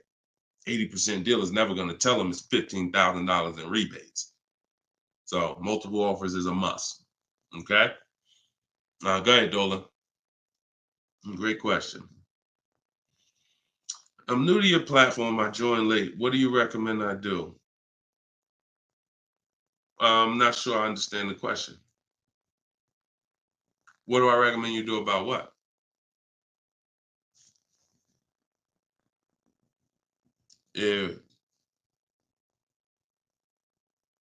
Yeah, Troop Tap. Send a follow-up question to that because I don't really know what you mean by that. What are you're new to my platform? Are you talking about this show? Just be a little bit more specific with your question. Let's see if we can get you an answer. Swagger at Instagram says, I have an S550, still owe 40 grand. I plan on paying it off by summer 2025. Should I trade it for an S63? Run a race and start another race. The whole nother race. So you buy a whole car, spend years to pay it off, throw tens of thousands of dollars at it, pay it off, and then go trade it again and do the same thing over and over again. Next time with a higher price car that you will throw more money at. This is the problem. You don't understand leasing. That's the problem. See, there's no way to make that make sense. You still owe 40 grand on the S550. You're trading in your cars while they're still losing value every year dramatically. This is what we call the depreciation curve. If you've been on the show, you've seen it before. If this is your first time, this is how you understand what's going on with your car. This is the unseen expense. So when you buy that S-Class, it's losing thousands of dollars every couple months. And then you're see, there's three kinds of people. People who get great lease deals. Well, I'm not going to say that. People who lease, people who buy and keep long term, and they keep long term so that they can avoid the depreciation. And then there's people who are stuck in this middle right here. This is 2 years, 3 years, 4 years, 5 years, 6 years, all right here, when your car is losing the most money. So what you do is, see, it has nothing to do with how you paid for it. You can pay cash, doesn't matter. When you take a loan, now you're financing this depreciation and you're losing more. But when you say, all right, I bought this S-Class, now for the next 6 years, it's going to lose tens of thousands of dollars, and then I'm going to turn around and I'm going to trade it. You never get to a point like where you can win for the purchase. See, some of you've been taught paying off the car is the win. No, it's not. Paying off the car is not the win, because if the car is still losing value like this, if this is the way it's still depreciating and you get rid of it anytime while it's like this, you lost. You lost. The key is to keep the car so where the depreciation starts to look like this.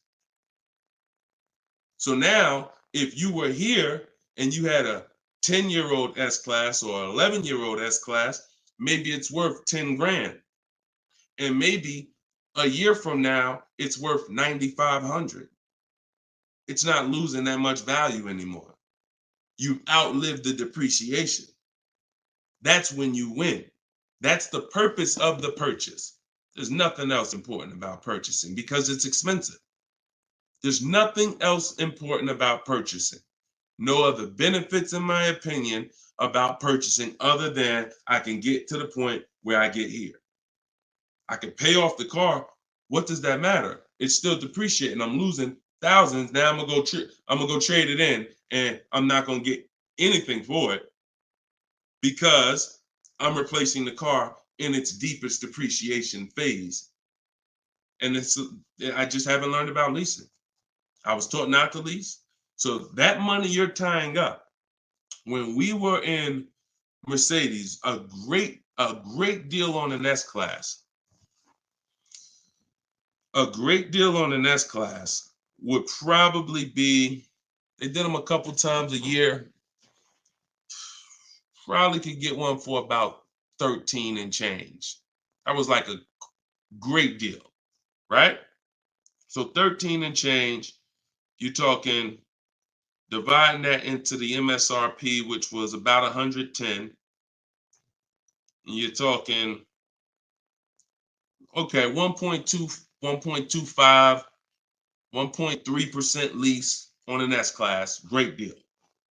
Now, y'all know I always teach the steal is under 1%. You're really not going to ever see an S-Class lease under 1% unless they just really want to get rid of them, but that's really never going to happen.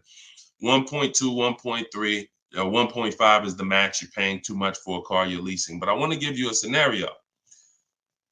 At $1,500, you're still under what you're paying for your car. See, because if I walked in and I wanted to lease a brand new S-Class, if I lease it and I'm paying $1,400 a month, then I'm driving a $115,000 vehicle, right? Now, if I decide I'm gonna buy that same $110,000, $115,000 vehicle, every $1,000 is about how much per month, everybody, if you know. Some of you seen the video, some of you talk. Every $5,000 on a that you're going to borrow on a loan is about how much per month? $100. Exactly. So when you look at a $120,000 vehicle, 115, that's a payment of $2,300 a month. No money down. See, we don't talk money down because money down confuses you. In a lot of cases, it confuses you. When you look at the deal with no money into it, no money, now you can start to see how much money you've kind of been missing. Evaluate the deal with no money. Then you choose to put money down if you want, but you evaluate it with no money. So now you got a brand new S-Class, great deal on a lease, $1,400 a month. You gotta buy that to purchase the same exact S-Class, $2,300 a month. And then you get people who might be like you, who say, you know what? I ain't gonna get a new one. You haven't learned about leasing yet. You say I ain't gonna get a new one. I'm gonna get a pre-owned one. I'm gonna get a pre-owned one. And you look to get, instead of paying 115 for a brand new one, you look to get it for somewhere probably around 70. You look to get it for somewhere around 70. Every 5,000 is $100 a month. What's 70,000 cost on a payment, y'all? Every 5,000. So you're talking 50 grand, another 20, that's 400, that's 1,400 a month. That's 1,400 a month. So put these numbers together. Great deal on a brand new S-Class. 1,400 a month, leasing it. Great deal on a brand new S-Class, buying it. 2,400 a month, no money going into these deals. Great deal on a used S-Class, 70 grand, 1,400 a month for 5 years. Now, here's where we jack it up. Oh, well, I'll just put some money down. I'll put like 15 grand down. I'm going to take a 6-year loan, God forbid, 7-year loan, stretch the payment out, try to get that payment around 1,000 a month. You don't realize you can't change the numbers by putting more money into it. That doesn't change the actual overall.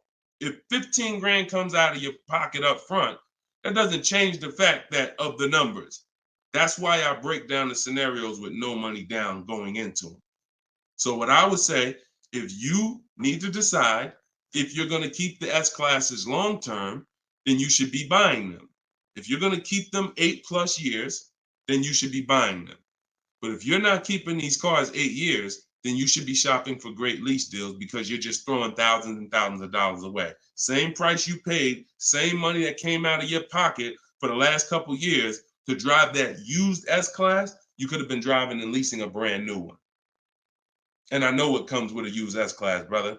I know it. Been with Mercedes. I was with Mercedes 5 years. I know the maintenance. I know the brake replacements. I know the service Bs. I know how much it costs to have an S-Class pre-owned, no warranty, and everything that happens is on you. So we're not even taking into account the maintenance and the repairs that you have to put into that S-Class that you wouldn't need to put into a brand new one that you lease if you just stop listening to people who told you that you shouldn't lease cars. No doubt about it. So that's the best advice I could give you, brother. All right, go ahead, Dolan. Shoot the next one up. Use your pointers to get a new 24 GB80 Genesis. Salute. Enjoy it, Austin. Great deal. That's what I did. I worked the deal, no money down, got them the low, then hit them with the down payment, plus went and pre-approved. There you go. There you go. See, you're able to understand when you're shopping with no money down, no money going into the deal. Don't show me what anything looks like putting money into the deal. We determine if we want to put money into the deal later. Shop, get the best price on the car. Find the dealer who's going to get the best price on the car. Then we'll work out the finances. Then we'll work out the details. Most people go right to the, all right, what's the monthly payment? All right, what should it, how much should a brand new GB80 be? Depends on who you buy it from. Depends on what they sell it to you for. First things first, we got to find a dealer that's going to sell us the car for the lowest price. Good job, Austin. Congratulations, man. GV80 is a nice vehicle. Enjoy it. How much should CPO normally charge? How much should certified pre-owned normally be charged for Genesis G70? You haven't seen enough of them. So if I'm looking at a used, so example, I got a 2020 Infinity truck that I got year and a half ago. If I went in wondering how much it should cost without knowing, then the market's going to tell me. Now our goal is to get below market deals. So whenever we're getting below market deals, we are always we need to know what the market is first. You can't get below market deals if you don't know what the market is. So when we're getting offers on new cars, it's easy because we can see what the market is with all the offers we get. We get 5 offers, we get 7 offers, we can see what the market is. And we can see the low side of the market, we can see the high side. You got to do the same thing with used cars. And you go on every marketplace, we use 8 of them. We use cars.com, Driveway, Carvana, CarMax. Some people say, oh, CarMax is, if they're, listen, I don't care if CarMax is overpriced 90% of the time. The 10% of the time that they're not, they're going to be in the runnings. You know, it's like Best Buy. I know Best Buy is going to be overpriced for electronics 90% of the time. But when I needed to get an iPad for my wife, Best Buy had the best price. So if these people need to be in the runnings or you're going to overlook some savings. So yeah, we'll look at, CarMax, Driveway, Carvana, Carfax.com, Cars.com, Auto Trader, Car Gurus, eBay Motors. So we're looking everywhere there used cars. And then we're going to look and we're going to sort by lowest price to highest price to see where the low side of the market is. Then we do our narrowing down. I need to know what the low side of the market is. If it's 24, if it's 4, when I was shopping for my truck, the low side of the market was 30 to 31 to 32. That was the low side of the market. So when I saw it and I narrowed it down based on Carfax. This is how we narrow it down. This is my system. All in my book, all of what I teach, all of my live shows, this is our system. Narrow it down by title history, then service records, then accident history. Then we need to check the original MSRP. Can't get a good deal on a used car without knowing the original MSRP. How you gonna do that? Who's bought a used car in their life? Type the letter U. If you bought a used car in your life, type the letter U in the comments. Anybody who's bought a used car, type the letter U.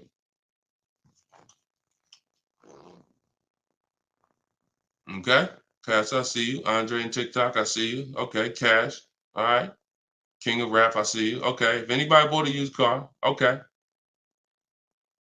How you get a good deal without knowing what the car was originally? I gotta tell you, I'm the bad news first person. I can lead you to the good news. I gotta tell you the bad news first, though. Think about that. How am I buying something used knowing how much I'm saving without knowing the original price of the item? 2 reasons. 1, I need to know the original price to know what real discount I'm getting. 2, I need to know what's in the car.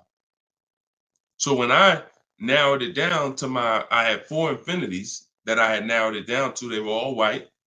They were all asking between like 31 and 32, similar price range. This is where we get in trouble at. I pulled the original window stickers of the cars. I see that one of them brand new was 46. One of them was 48. One of them was 52. And the one I got was 54.5, brand new. So I'm able to see the discount percentage. In my book, I call this the true value percentage. This is all that matters when it comes to price. And once you do the check and make sure it's a good car, title history, service records, accident history. Okay, now it's time to get to the money. I need to know what the car was originally. I know 54,000. This one I paid 31.8 for. I got a 42% discount. Now, if I would have took the one that was $1,000 less on the asking price, because I didn't know how to do this. Now I didn't know that one was only 48,000 brand new. So it's a smaller discount. It's probably only saving me 30 something percent. The one I got was 42%. Forget what the dealer's asking. The dealer was asking $1,000 more than the other ones I was looking at. But once I saw what the original price of the car was, I knew that that was the best value because you got the most expensive car brand new. Why would I take a car that has less equipment because they're charging $1,000 less for it? But it has 7,000 less equipment in it, 7,000 less features in it. It's the little things, y'all. It's not the big thing. It's the little things that you're missing. And this is what we do. This is why I'm here. And for those who are willing to listen, we teach you how to do it the right way. These things you haven't been taught to do. And once you hear it, you're like, dang, that makes sense, right? How the heck? Why wouldn't I want to know what the new price was? Don't even know what equipment's in the car. I knew the day I got the car, it was an edition 30. I saw the original window sticker, remote start, all these features, backup cameras all around, black mirrors. I saw all of that because I got the original window sticker.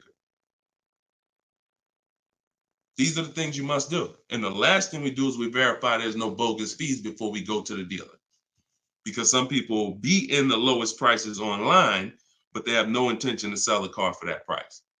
They want you, they're depending on you to come in because they know other people will, untrained, no strategy, walk right in. Hey, I saw the price online. Okay, yeah, sit down, sir. Let me do these numbers for you.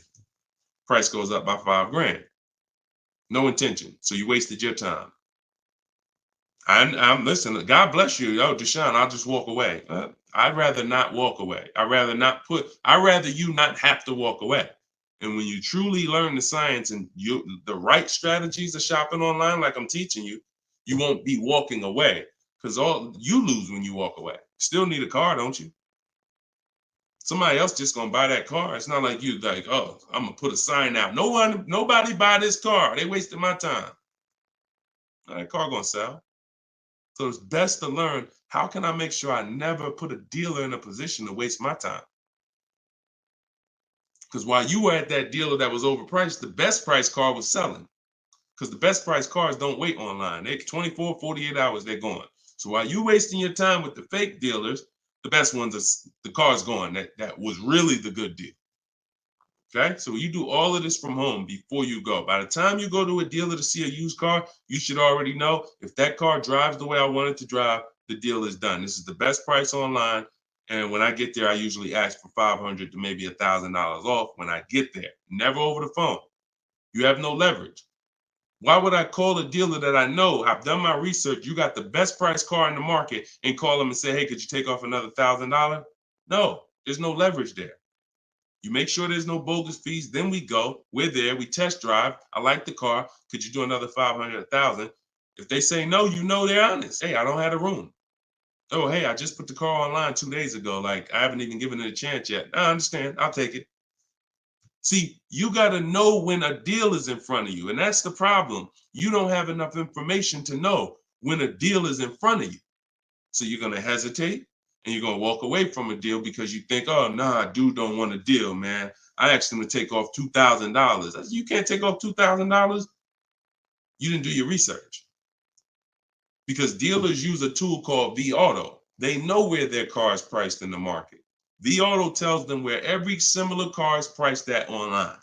So if they're the top 3 prices online, they run their business a different way. They want to sell cars fast. You can't go in thinking you're negotiating with someone who marks their cars up by thousands, who's number 15 on the price list. You walk into the best price deal online and think, yo, I'm asking for $2,000, $3,000 off. Let's go. You don't want to negotiate? No, you got it. And when you do your research, you know where the best price is. And that's what I want you doing. I want you walking in, if you're shopping for a used car, knowing this is the best price car in the market. I verified there's no bogus fees. I'm going to drive it, and then I'll ask for a little money off when I get there. And regardless of the answer, I know I won. They split it with me, I won. They can't do anything more because they're the lowest already, I won. If they accept the offer because they're just like, listen, you drove down, man, let's go, let's get it over with, I won. Either way, I win. That's the name of the game. Thanks, Austin. I appreciate you, man. Go ahead, Dolan. Next question. Okay. Casa Day, could y'all keep, if y'all gonna spend some time with us on TikTok, can y'all tap the screen and just run the likes up for us so we can get TikTok, so we can make sure TikTok knows we're doing something big over here. They can send some more people over. Appreciate y'all. Yep. Thank y'all. I see them running up. Thank y'all. Every couple minutes, y'all just tap the screen. It just helps the broadcast. We appreciate you. This is from Facebook. Casa de Cel. Hi, I'm paying off a Land Rover. Blue Book says its trade-in is $40,000. That's garbage. So throw that out the window. Blue Book is trash. Blue Book is a marketing website. They don't buy cars. And so what you want to do is you want to get a real number, which is an offer. Your car is not worth what an algorithm says it's worth. Your car is worth what someone's willing to pay you for it today. So you want to go, this is part of our process. We call it equity assessment. There's 7 steps in my book. Once you decide leasing versus buying, that's step 1. Most important question is, am I going to lease or buy? Because you can't get a good deal on a purchase if you should have leased. No way. If you were supposed to lease, because you don't keep your cars 8 years, but you bought, you have a horrible deal. You're going to lose it depends on the price of the car. You'll lose over 10,000 on a higher price car. You probably lose 4, 5, 6 grand on a lower price car, at least 4 grand, 5 grand. So that's step 1. Now, once you decide that, we move to step 2, which is the equity assessment. Equity assessment is any vehicle we have, we need to assess if there is equity in it or what the equity is. And it's based on offers. So when you go to Kelly's Blue Book instant cash offer, not KBB, not Blue Book, instant cash offer, Kelly's Blue Book, you're going to see that Kelly's Blue Book led you astray. In most cases, telling you your car is worth $48,000. Because this is when we begin to expose that Kelly's Blue Book was a marketing website and they would tell you anything. Kelly's Blue Book is owned by Autotrader.com. What they began to do maybe 7 years ago is they begin to buy cars. So they didn't just give you there was a little button on here that says, we'll make you a cash offer. And I would do this with people in the dealership when I was there. They would come in and say, hey, Blue Book said my truck is worth $48,000.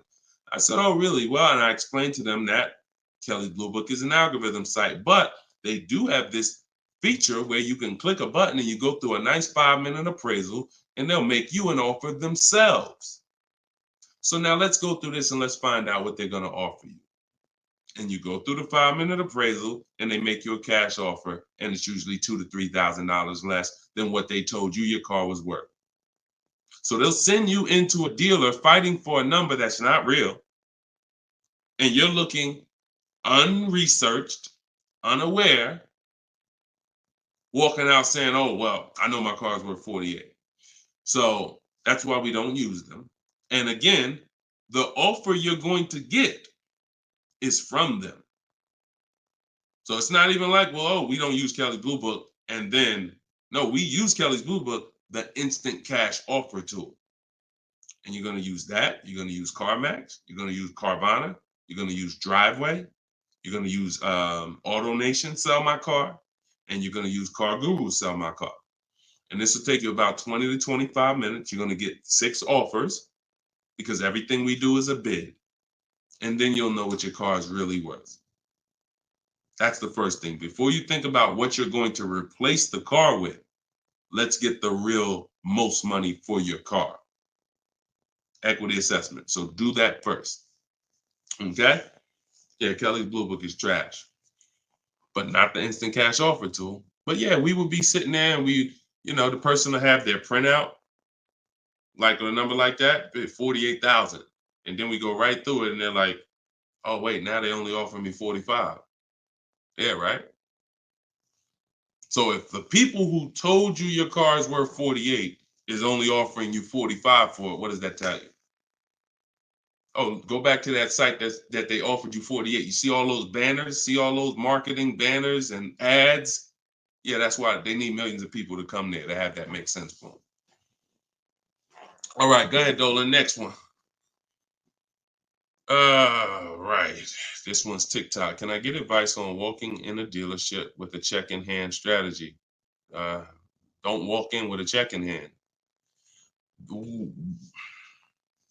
80% of deals are overpriced, Andre.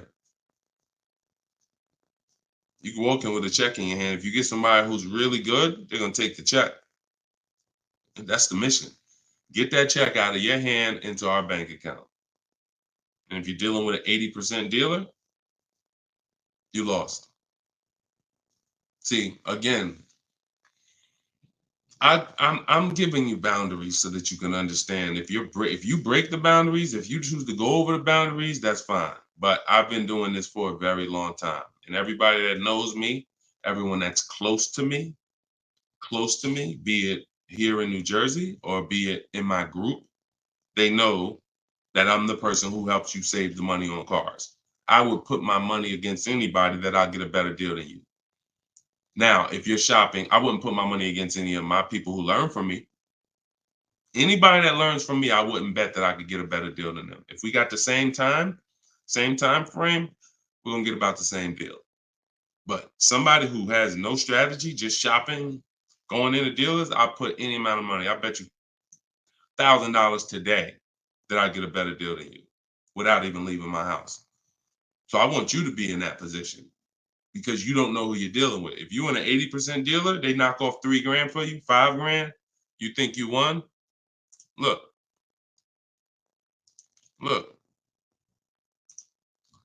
Kimberly. A little while ago, she got a Maserati. Posted this in the group. It was a $91,000 Maserati. She ended up leasing it for $944, but I want to show you the money breakdown. Before she accepted that offer, she had an offer of 20 grand off right here. So she had an offer on an 86. So pay attention to this. $86,000 vehicle, they were taking 20 grand off for her. 20,700 to be exact. She ended up going and getting a $91,000 vehicle for $944 a month. So even a better deal. So she ended up saving more than 20 grand, more than 21 grand. Why is this so important? Because if she would have went in and got excited, she'd have walked into a dealer, walked in, and somebody would have said, all right, listen, I know you're serious. Today only, I'll knock 10 grand off for you. 10 grand. She probably never heard that in her life. $10,000 you're going to take off the price of the car. Yeah, I knocked 10 grand off. All right. Somebody who's not educated, someone who's not researched, rather, someone with no strategy. Let's go. Let's sign that. And telling our friends, you know, they took 10,000 off from me. Until we get 5 to 7 offers, we don't know what the best number is. She wouldn't have saved over 21,000 on her brand new Maserati. So when we talk about this money is not hundreds. This money is thousands. Some of you, if you're buying luxury cars, tens of thousands, 5-figure deals that you are going to just leave on the table. Going in, that's some 1990 joint. Oh, walk in, check in hand. Yo, I got a check. Who wants to sell me a car? 1990. You're doing the same things that someone in 1990 did. Let that sink in. So what do? You stay home, you get offers from home. Now, all of you who are like, Deshone, I want to do it your way. I don't want to have to figure this out. Give me the roadmap. That's my new digital book, Cars from Home, 7 Steps to Saving Time, Money, and Avoiding Dealerships. All my scripts are in there. My strategies for leases, my strategies for purchases, my strategies for used cars, the bank bidding war, where we make banks and credit unions bid for our loan. We guarantee all the money that we want to guarantee that there was not a dime that we could have saved when we make our car deal. And the only way that's going to happen is through bids. When I sell my car, not trade it, I get bids. When I buy my car, I get bids. When I get my loan, I get bids. You walk in with that check, man, that check won't be in your hand very long. So everybody could get the book for 75% off. It's normally $97.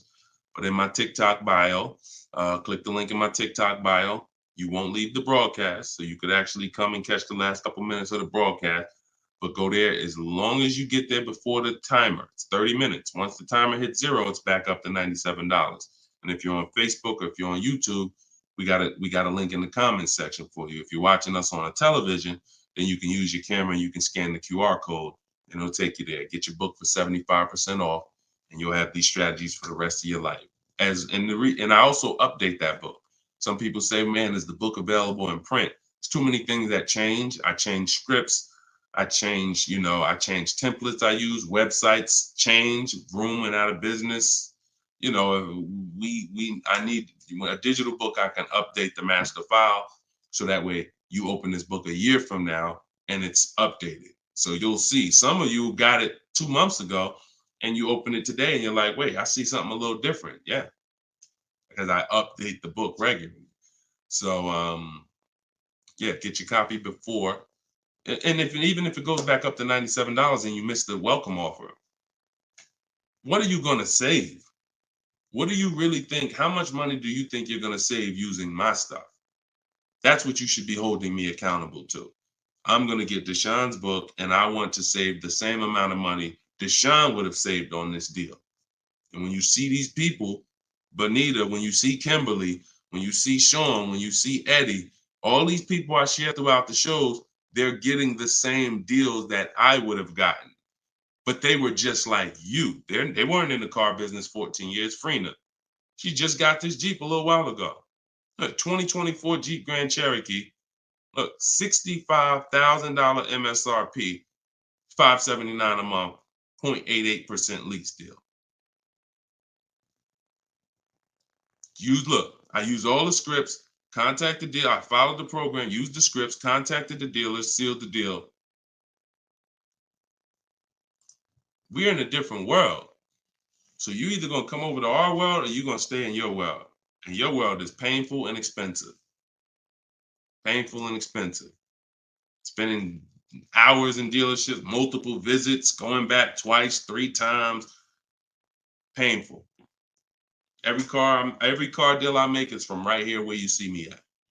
I'm right here. Go ahead, Dolan, shoot the next one up. Austin, I see you. God bless you and everyone online. I have to get back to work. Thanks for checking in, man. Always enjoy the new car too. Because my payment is due in 15 days. Enjoy, man. God bless you. Swagger from Instagram says, it's smart to buy the vehicle after leasing it for 3 years. No, it's a horrible idea. You've already had the vehicle for 3 years. You're buying a used car now. So leasing and purchasing is an entirely different philosophy. When we lease, we're getting great lease deals. We're driving vehicles for pennies on the dollar compared to people who purchase them. All those lease deals. You saw Frina, that same $65,000 vehicle is $1,100 a month. Someone is out there paying, unless they put up a ton of money down, they are out there with that same Jeep that Frina just picked up and they're paying $1,000 plus a month for it. She's paying $579. Why? Because they said they don't lease? Well, you go ahead with your non-leasing stuff and pay double what I'm paying. Now, if you're keeping the vehicle forever, 8, 10, 12 years, in my book, I created the 8-year rule. The 8-year rule is when you begin to win as a purchaser, because that's when the depreciation is going to cool off and make sense. You can get some of this money back because the person who's leasing is killing you. In terms of the money that's not coming out of their household compared to yours, they're killing you. So you now need to try to catch up one day. And if you catch up, the only way you catch up is you keep your car until the depreciation cools off 8 years, 9 years, 10 years, 12 years. And that's where you win. You can't do that with a lease. But keeping your car 6 years or 7 years is not anywhere near enough time for you to catch up to a person who leased and got these great lease deals. Because you're paying for the whole car. New car, used car, doesn't matter. A new car, you're paying thousands more than a person who leases. A used car, over 8 years, you're paying about the same money as a person who leases for a used car. So by the time you go and replace that car, if you kept it 8 years, your car's already 11, 12 years old, 13 years old. Person been leasing, been driving brand new cars. So there's no comparison. It's great lease deals are here, long-term purchases are here, and everyone stuck in the middle is just losing thousands and thousands of dollars. I'm sorry to tell you, but if I don't tell you, no one's going to tell you. You buying cars, trading them in 4, 5, 6, 7 years, when they're still depreciating heavily, you're losing compared to people who purchase and keep long-term and people who get great lease deals. You're losing thousands. If you buy your lease, now you're switching and saying, okay, why do I want to buy a used car now? Because that's all buying a lease is. Let's take let's take the aspect out of it that complicates it. When you are buying your lease, you're buying a used car. That is it. Except you don't have to go search for it. It's right there in your driveway already, and that's the only difference. So what makes you say I'm going to stop leasing to buy a used car? You'd have to be saying I'm ready to keep something long term, 8, 10, 12 years. So if you're ready to keep something long term, then buy it. Because you're going to need to be committed to keeping it long term because you've already been driving it for 3 years. You've already been driving it for 3 years. So where are we actually going? You're going to look up in 3 years, 3 more years, and you're going to say, Dad, I had this thing 6 years now. Now, if you're like most people who buy their leases out, you're going to take a 6-year loan. Because in order to get a comparable payment to what you were paying for your lease, you're going to need a 6-year loan. So now you're going to look up that, just so you know, 6-year loan plus the 3 years you leased it, that's 9 years. Same car. Same car. So you're paying on the same car for 9 years. And then you look up in 3 more years and you're like, man, you know what? I'm ready to get out of this. Still got 3 years of payments left. Only scenario where you can pay on a car for 6 years, turn around and still have 3 years of payments left is when you bought your lease. Makes 0 sense. Makes no sense. Unless you're keeping forever. That's a different story. You want to keep it till the wheels fall off, then buy the lease. It's the only way it's going to make sense because you're paying so long on a car, the same car, you better be keeping it long enough to have it make sense. And that's not 5 more years. Your loan ain't even paid off in 5 more years. Buying your lease is a horrible idea for most people. Horrible, horrible, horrible idea. And it's just because what you don't want to shop. You don't want to shop. You don't want to get in the market. Old strategies, you're scared. New way, sitting at home, get bids, let the deals come to you. Because that's what I see. I saw tons of people buy their leases for the last 3 years because they were just scared to shop. Oh, it's not now here. I don't want to. We've been making deals since the pandemic. Deals been out here for people who shop and know how to get deals. So unless you're changing your whole philosophy, I'm stressing to you how bad buying your lease is. All right. This one's Instagram. If I'm searching for a car, but I want a specific trim, should I search the entire market for only that car and the trim level I'm looking for? If I want a specific trim, that's the reason why I use the 25 to 5. 25 to 5 strategy in my book is what we do for new cars and leases. Because when you walk into 2 dealers, it's another reason about not shopping this limited way anymore. If you're shopping from 2 dealers, all you have is what they have. If 2 dealers don't have the trim, you ain't got nothing. When we reach out, we're connecting with 25 dealers online. So if that car is out there, I'm giving 25 dealers. I'm shopping out of 25 dealers inventory.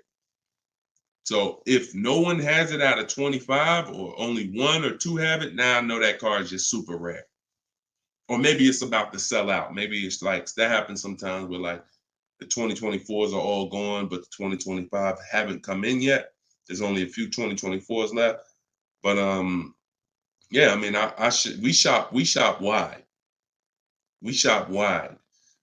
Several people who are learning from me and you're getting deals, they drove. A lot of those people that I showed you throughout the show, they drove 45 minutes, an hour and a half to get to the vehicle when they're picking it up. Look at Sean.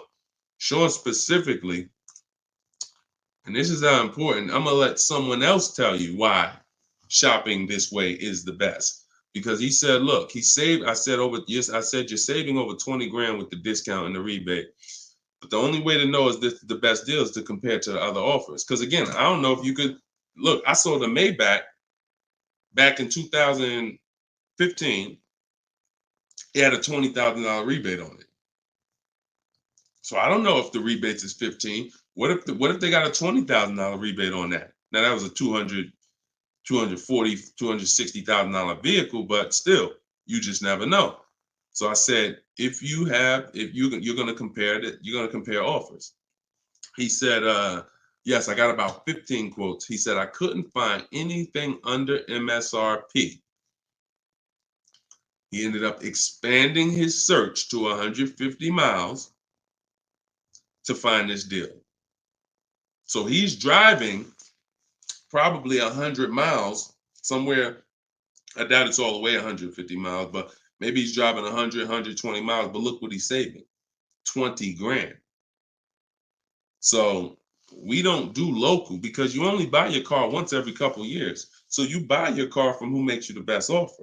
You service your car from where it's the most convenient.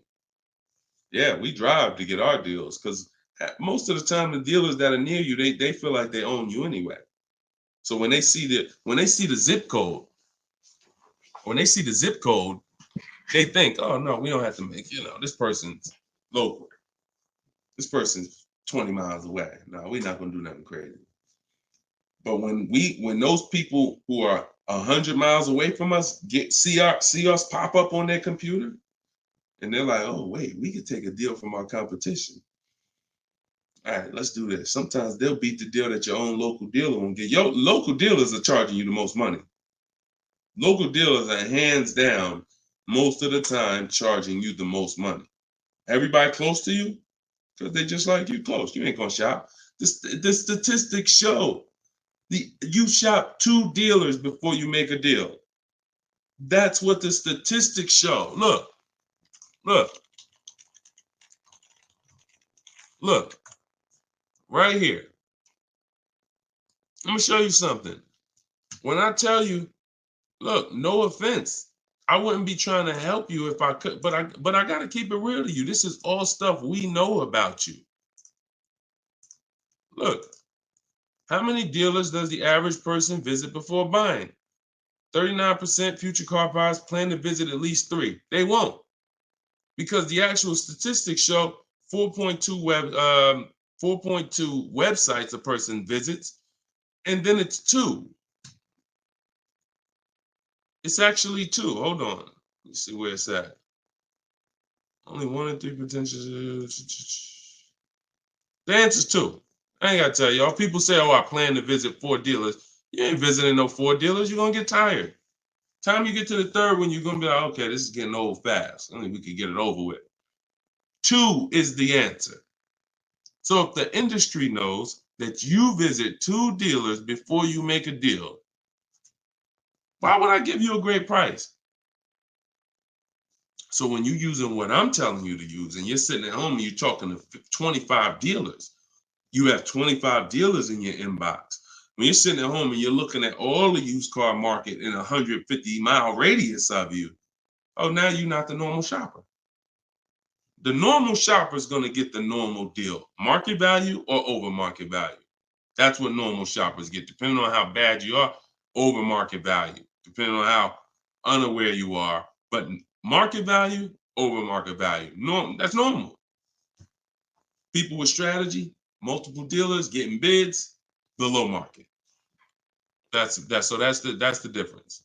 We shop wide. This local is dead to us. Local is dead to us, and it should be dead to you. I want you to kill it.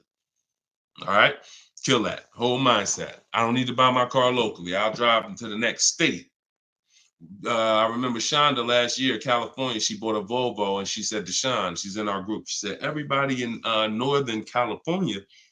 She said my best deal. I think she was saving like $3 grand off MSRP. And she's like, but it's a dealer in Southern California, though, that's taking like $6 grand off of me with my Costco rebate. I said, okay, what you gonna do? She said, I just bought a plane ticket, $79. I said, there you go. That's what I would have did. That's a sweet plane ride. I'm taking a plane, $79 to save 3 more grand than my local dealer was gonna give me up here. Sweet plane ride. So local's dead to us. We go where the money is. And we enjoy that ride home. Nothing like driving home for an hour knowing you just saved a ton of money. So that's it, y'all. We've been on for about an hour and 15 minutes. We like to keep these shows right around there. In my bio, I do have the link to when I'm going to be live next. So I'll make sure that, as long as we keep doing these live shows, again, it's going to be up to you guys. If you guys continue to show up, if you guys continue to tell your friends, then we'll keep doing the shows. But if not, we can certainly do the broadcast, because the broadcast, people get value out of them. So we've seen it, for the last 3-4 weeks since we've been testing this, we've seen people get value out of the rebroadcast. So what's the point in Deshone coming live regularly if people are going to sit and watch the rebroadcast? So, but if y'all going to tell people when we live and bring people and share, then certainly we'll keep the live shows going. But the entire show is sponsored by my new digital book, Cars from Home. So if you want everything I teach in one place, you got it right there. We don't hold back on this show. We don't hold back in my social media videos. That's why they're, thank God, continuing to be seen by millions of people. But that's for different types of people too. So whenever you're navigating all my social media videos and you're trying to piece it together, some stuff is in there for high mileage drivers. Some stuff is in there for used cars. Some stuff's in there for leasing. Some stuff's in there for negotiation. Some stuff's in there for how to format your deal. So you're trying to piece all this stuff together. If you say, Deshone, I want this all in one spot, step by step, that's my new digital book, Cars from Home. 7 steps to saving time, money, and avoiding dealerships. And you can get it for 75% off in my TikTok bio, in my Instagram bio, or in the comment section on Facebook and YouTube. Also in my bio is a link, and we'll put one in there in the comment section as well, is a link to my masterclass that I did. It's called Everything You're Doing Wrong Buying, Selling, and Leasing Cars. So that's an on-demand class. You'll need about an hour. We go very deep on leasing versus buying there with scenarios. And I go over 23 mistakes that most of you are making. And, if you're going to really save money on your next car and every car, you're going to need to stop making those mistakes. So that is in my TikTok bio and my Instagram bio as well. And you can certainly just get in where you fit in. I make the information available. Get it how you want it. Just get it. All right. I'll see y'all on the next show. God bless you.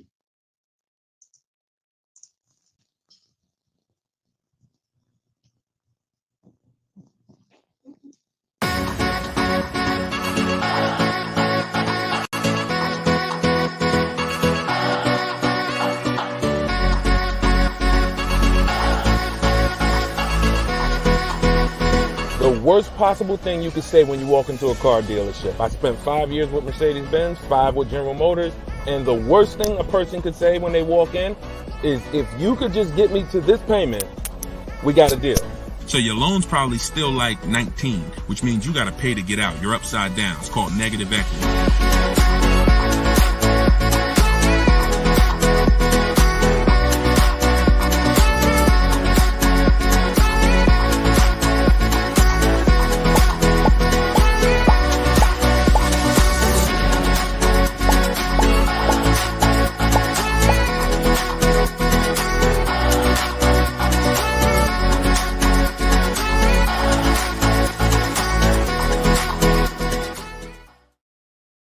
What's going on? Welcome, everybody. This is episode 9 of Car Shopping Questions and Answers. I'm your host, Deshone, publicly known as Deshone the Auto Advisor. We're live now on 4 platforms: TikTok, YouTube, Instagram, and Facebook. And this is our live show. It is Tuesday at noon. We do these shows throughout the week to make sure when you are ready to get car shopping information that no one else is going to give you, you know where to come for it. So you guys can start typing your questions while I take care of the housekeeping. We have Dolan in the background who'll be bringing your questions in. Shout out to the people running the likes up on TikTok. Appreciate y'all tapping the screen. I'm the author of the new digital book, Cars from Home, 7 Steps to Saving Time, Money, and Avoiding Dealerships. And I feel it's only right to start this show with 2 reports I got, which were great. I had somebody write us and talk about the deal they got on this 2024 Mazda CX-90. MSRP was $44,820. They got a $6,500 discount from home. Shout out to you, Tiffany. I appreciate it. This is what we do. And when we think, when we launched this live show a few weeks ago, my plan was my prayer rather was that people would take the book, use the book, write me your success stories so we can feature you here and feature your deals. These are below market deals. These are not advertised deals. And she got this by handling the process from home, getting multiple offers like we teach. We also had Barrett write his review on Goodreads. So we were 4.94, almost 5 stars. Book is outstanding, a must-have for anyone seeking to buy, lease, or even sell a car. It's presented in a very professional, easy-to-follow, step-by-step manner that covers every situation from buying, leasing, cash, credit, good, bad. Although I've purchased and leased several cars in my lifetime, I learned new tactics to obtain the best value for my money, and it even has a wish list, yes, to help you separate your wants from your needs. Come on, Barrett. Appreciate you so much. Everybody who wants to get your copy of Cars from Home, it's normally $97, but for the next 30 minutes, you can go to my TikTok bio or my Instagram bio, or we have a comment pinned for you guys on Facebook and YouTube, and you can get your book for 75% off. So you won't pay the normal $97. You'll pay $24. But once that timer hits 0, your price is $97, which is still a great price. So now that the housekeeping is done, we can start with the questions. And if you got the first one, Dolan, feel free to bring it in while I put the banner up for those who want to get their book. Okay, is it better to shop online or in person? Well, you have no leverage in person. In person, you're competing with a person who negotiates every day, 2-3 times a day throughout the week. You're no match. I don't care how good you think you are. The best trained professional is just going to be better than you. And that's because they do this every day. Now, the second reason it makes no sense for you is because from a leverage position, you can't put them against their competition. You don't know where the real bottom is. And so you're going to overpay. And even if you get a good deal, who's done this? Be honest. You leave the dealership and you're like, you think we did okay? You think we could have got a little bit more? Think we could have got a little bit more off? That's called buyer's remorse. That's the seeds of buyer's remorse. Anytime you wonder if you could have got more money off, that's buyer's remorse. So we never wonder, and the way you don't wonder is by shopping online, getting multiple offers from multiple dealers, letting people compete for your business, and then choosing the best one. And if you really think about this, this is how you shop for everything in life.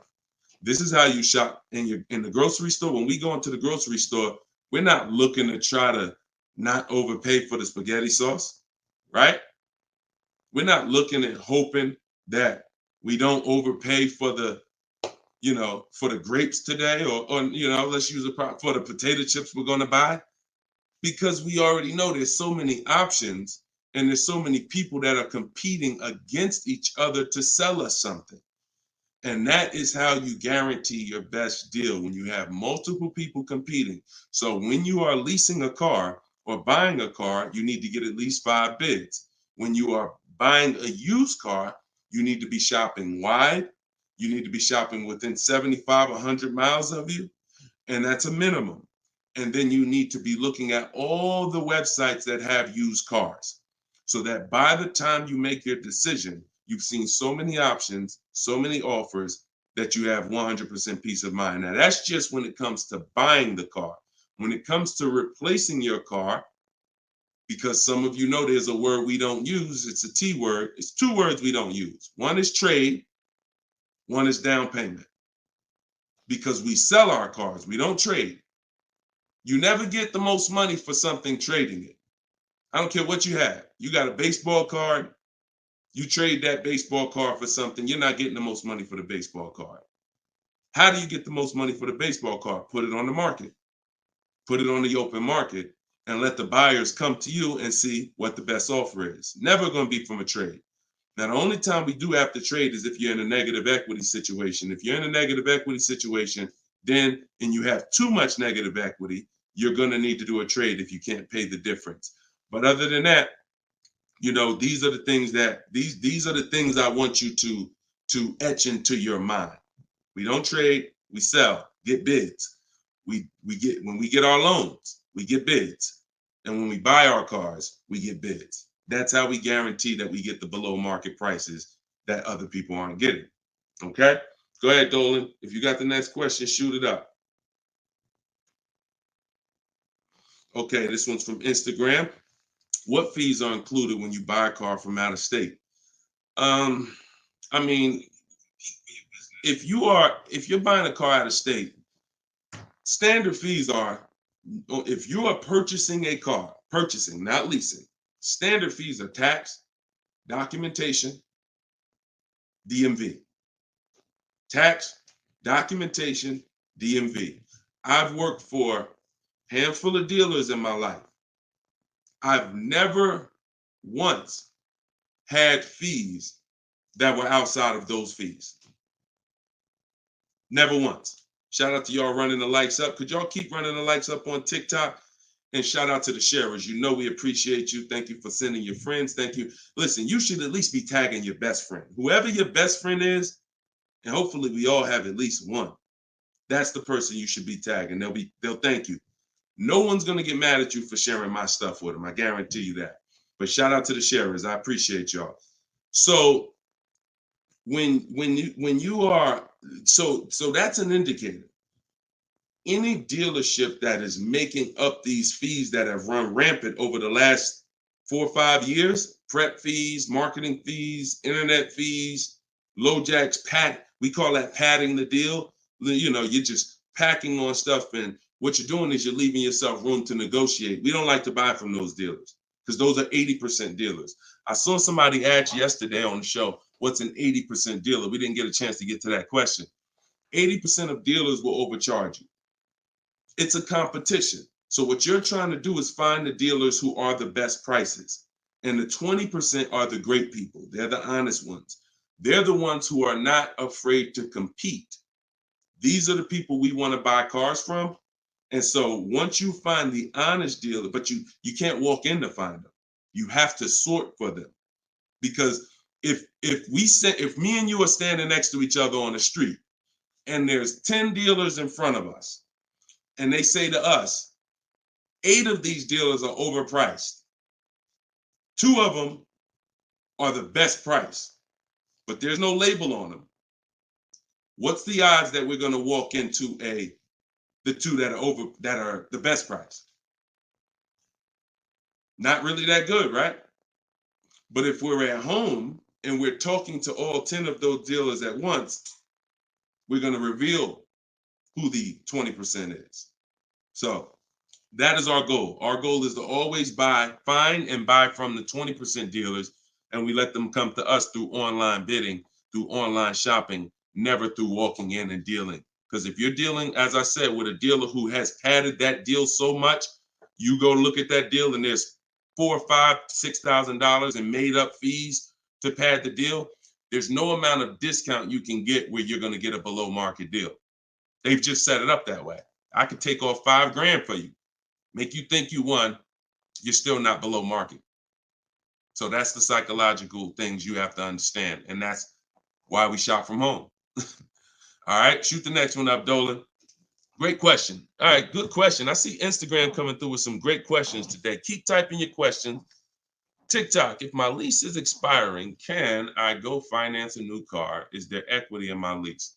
Well, the first thing you need to do if you decide, well, first of all, you got a little switched up there. It sounds like you're trying to go from a lease to a finance. That's not usually normal. What's normal is you go from a finance to a lease. Because a lot of you who found out that you're not keeping your cars 8 years, you're breaking the 8-year rule, you're overspending by thousands of dollars because you were taught never lease. So a lot of you have found out over the last couple weeks of shows, or maybe you watch videos, or maybe you went to my masterclass and you found out that that was bad advice. Not only was it bad advice, it was very expensive. It has cost you more money than you should even calculate. It doesn't do you any good to calculate how much money you lost not leasing when you're not a long-term person. But that's the more common path, finance to a lease. To go from a lease to a finance is a different mindset.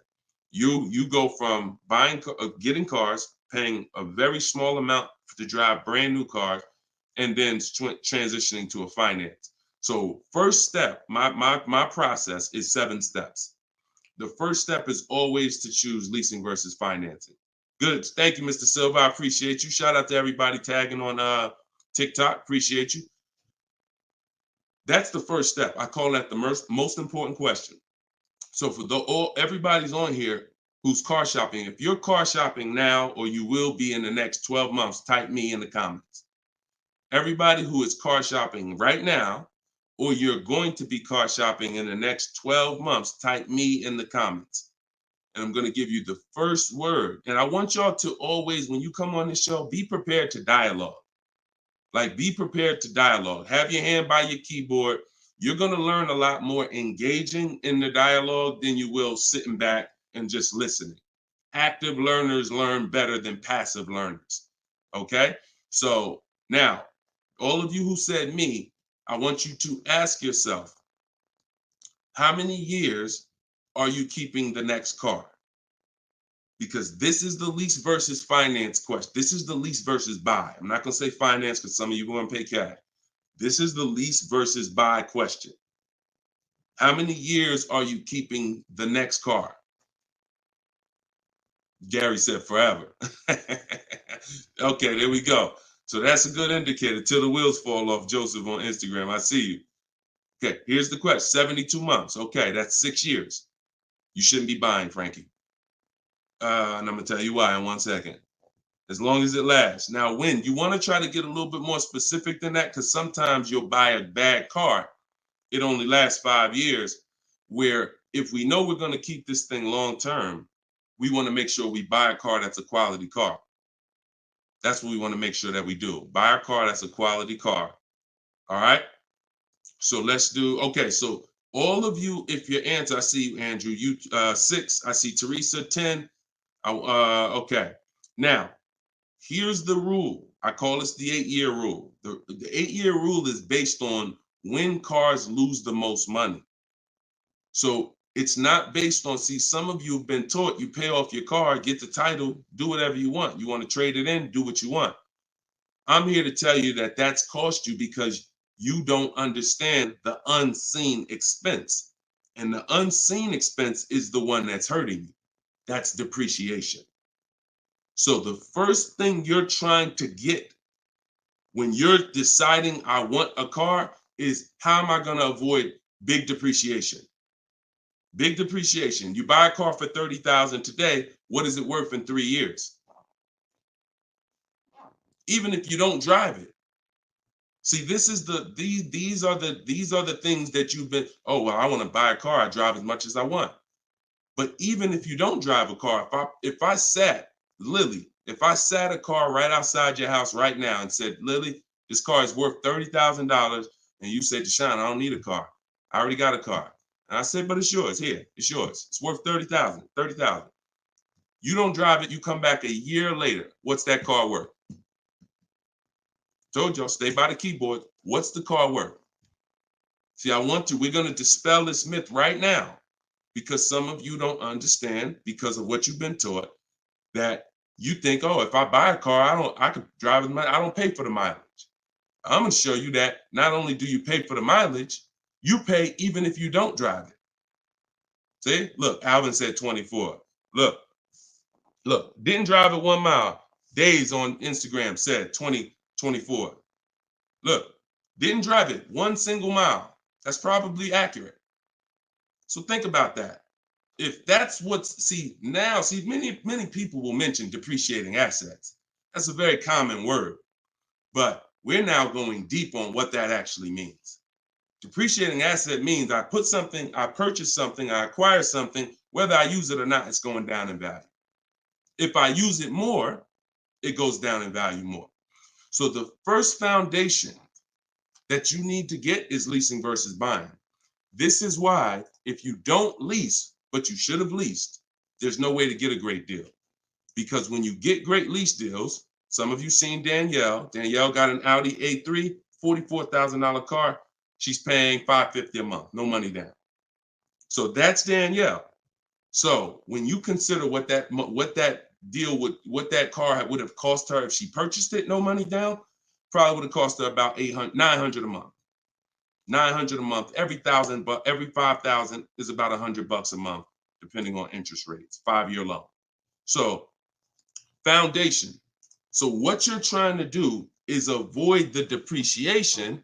Y'all know when I break this out, y'all know what this means. Some of you, if you're new here, you may not know, but this is what this means. This is how your car loses value year 2, year 3, year 4, year 5, but then it starts to level out. And what you want to get to, forget paying off the car. You could have paid cash for it. Doesn't change this. Deshone, I got a loan on it. Doesn't change this. This is the actual asset value. This is the car's value. Forget the loan that's attached to it. This is the car's value. So your goal in purchasing, if you want to avoid this, see, some of you buy cars, trade them in here. Trade them in here. That's 2 years, 3 years, 4 years. You're trading the cars in when they have lost the most value. And that's a losing formula. Now, there's 2 ways that we avoid this. One is long-term ownership. Who has a car outside? They've had it for more than 8 years. More than 8 years. Type me if you have a car in your driveway or in your household, you've had it for more than 8 years. Type me. I see you, Gary. Okay. Okay, I see you, Sergio. All right, more than 8 years. I see you, Twill. Now, this is where you win. Here's why. Your car is no longer losing value like this every year. Now it's only losing a little bit. Now it's only losing a little bit. You beat depreciation. See, the goal with a purchase is to beat depreciation, not pay off the car. You could pay off the car and still lose to depreciation because you replaced the car in the early life cycle. So if you are not buying the car with the intent to keep it long term, 8 years, there's no comparison to a person who's leasing. So there's 2 sides. One is the people like Danielle. One of the people who are like, Deshone, I'm not keeping a car 8 years. You should be shopping for aggressive lease deals, not normal lease deals, below market lease deals. That's what I teach. Or you should be purchasing, getting great deals, below market deals on purchases, new cars, used cars, with the intention to keep them long term. That's it. So that's all step 1. I call that the most important question. That my book is broken down into 7 steps. It's called Cars from Home, 7 Steps to Saving Time, Money, and Avoiding Dealership. Step 1 is the most important question. That's what we just hit on. It's the leasing versus buying, because you need to pick a side and you need to have a long-term plan based on what side you're picking. You can't be stuck in the middle. Stuck in the middle, you're going to lose all the money. You lose all the money stuck in the middle. Purchasing cars, flipping them in 3, 4, 5 years, you're losing all the money. Buying your leases out at the end, you're losing all the money because you're mixing the 2. Lease or buy long-term. This in the middle right here, that's the danger zone. Everybody clear on that? If we're clear, type clear. If we're clear, type clear. All right? This is Monday's live show. But wait, what day is it? This is Tuesday. Tuesday's live show, 12 o'clock. So whenever y'all don't see the banner on the show, then you know it's live. If you see the banner that says when we're live, then you know it's one of our rebroadcasts. But if you don't see the banner, that means we're live and you can start typing questions. All right, clear. All right, everybody's clear. Now let me hit the second part of Frankie's question. Okay, and for those who just came on, everything I teach is out of my new digital book. It's called Cars from Home. And you all can get it for 75% off. It's normally $97, but in my TikTok bio, in my Instagram bio, and in the comment section on YouTube and Facebook, we put the link there for you so that you can get your copy for it. You won't pay the normal $97, but you only got 30 minutes. It's a welcome offer. Once that clock goes down, to 0, your price is $97, which is still a great price. You saw how much money Tiffany just saved on her new Mazda, just using what's in the book. Saved herself, I think, $6,000. So go ahead. Oh, no. So, and then you move into the equity assessment. So once you decide, Frankie, which you already said you're only keeping the car 72 months, you should not be purchasing. Because if you purchase, we already went to what's going to happen. You can't win keeping that car 6 years and then replacing it. So you should now be doing your equity assessment, which is calling your bank, get your payoff, and then you're going to go to the cash buying websites. Don't use algorithm sites because they're worthless. Car Guru, Sell My Car, CarMax, Carvana, Driveway, AutoNation, Sell My Car, AutoNation, Sell My Car. 6 offers, 3 are from dealers, 3 are from online buyers, and these are the best offers you're going to get. They'll cut you a check the same day. That's our bidding system. That is how we do our equity assessment. We do not trade our cars in because we're not going to get the money that they're worth trading, which I hit on earlier. All right. I know we got a lot of questions being typed. Dolan, you can shoot the next one in. Okay, this one's from Instagram. I'm looking to lease a GLS 450. Does Mercedes have any third-party restrictions on selling your lease? So I wouldn't concern myself with that. I'm going to tell you why. That's like trying to think about the purpose of equity on a lease is a bonus. Shout out to y'all running the likes up on TikTok. Appreciate y'all. If y'all could keep tapping the screen every couple minutes, if you could just give it a little tap, tap, tap. That just keeps running them up. Just every minute. Every time you hear something and you're like, oh, that was good. Tap, tap, tap. And it'll just keep the likes running up. Keep TikTok notified of what we're doing over here. So you never want to base the car you're going to lease on if it's going to have equity at the end. The benefit of leasing is driving cars for pennies on the dollar compared to what people purchasing them. And you're avoiding depreciation that people purchasing the vehicles are going to take. That's the benefits of leasing. Now, there's a lot of other benefits too. I mean, you're driving a new car. You're under warranty most of the time. Depends on how many miles you drive. So if you drive, 12,000 miles a year, most bumper to bumper warranties cover that. If you drive 15,000, maybe you won't have a little bumper to bumper at the end, depending on what you choose. Mercedes has a 4-year 50,000 bumper to bumper. But the benefits of leasing are what I just laid out. Equity is a bonus. We don't want to look, equity is not something we ever want to base the vehicle we're going to lease off of. It just doesn't, it's too many market changes that could affect it. A car could have high resale values now, and then in 3 years it doesn't, which means any equity will be eliminated because of the 3-year-old used car market. So you don't want to shop like that. You don't want to shop like that. Focus on, and what I teach in my book is you're going to pick 3 vehicles. Good to see you, Judith. You're going to pick 3 vehicles because leasing, it's so easy to get a great deal purchasing. So easy. On a new car, forget about it. The bids, forget it. We're going to find the 20% dealers. In my book, I have all the scripts because I don't want you talking. Who'd rather get great deals without talking? Be honest. Who's not a good negotiator? You're not a good negotiator. Type not me. Like you just be honest. I don't ever want you to put yourself in a position where you need to talk. And if you start talking to somebody who's trained to talk and dissect and get information and then tailor a deal, you're going to lose. So in my book, everything is silent. The only people we talk to when we talk to people are managers, because those are different conversations if we need to have them. We're never talking to salespeople besides when we're coming on to test drive the car. We're never talking to salespeople because we just don't know who we're dealing with. So when we're online, we're always typing.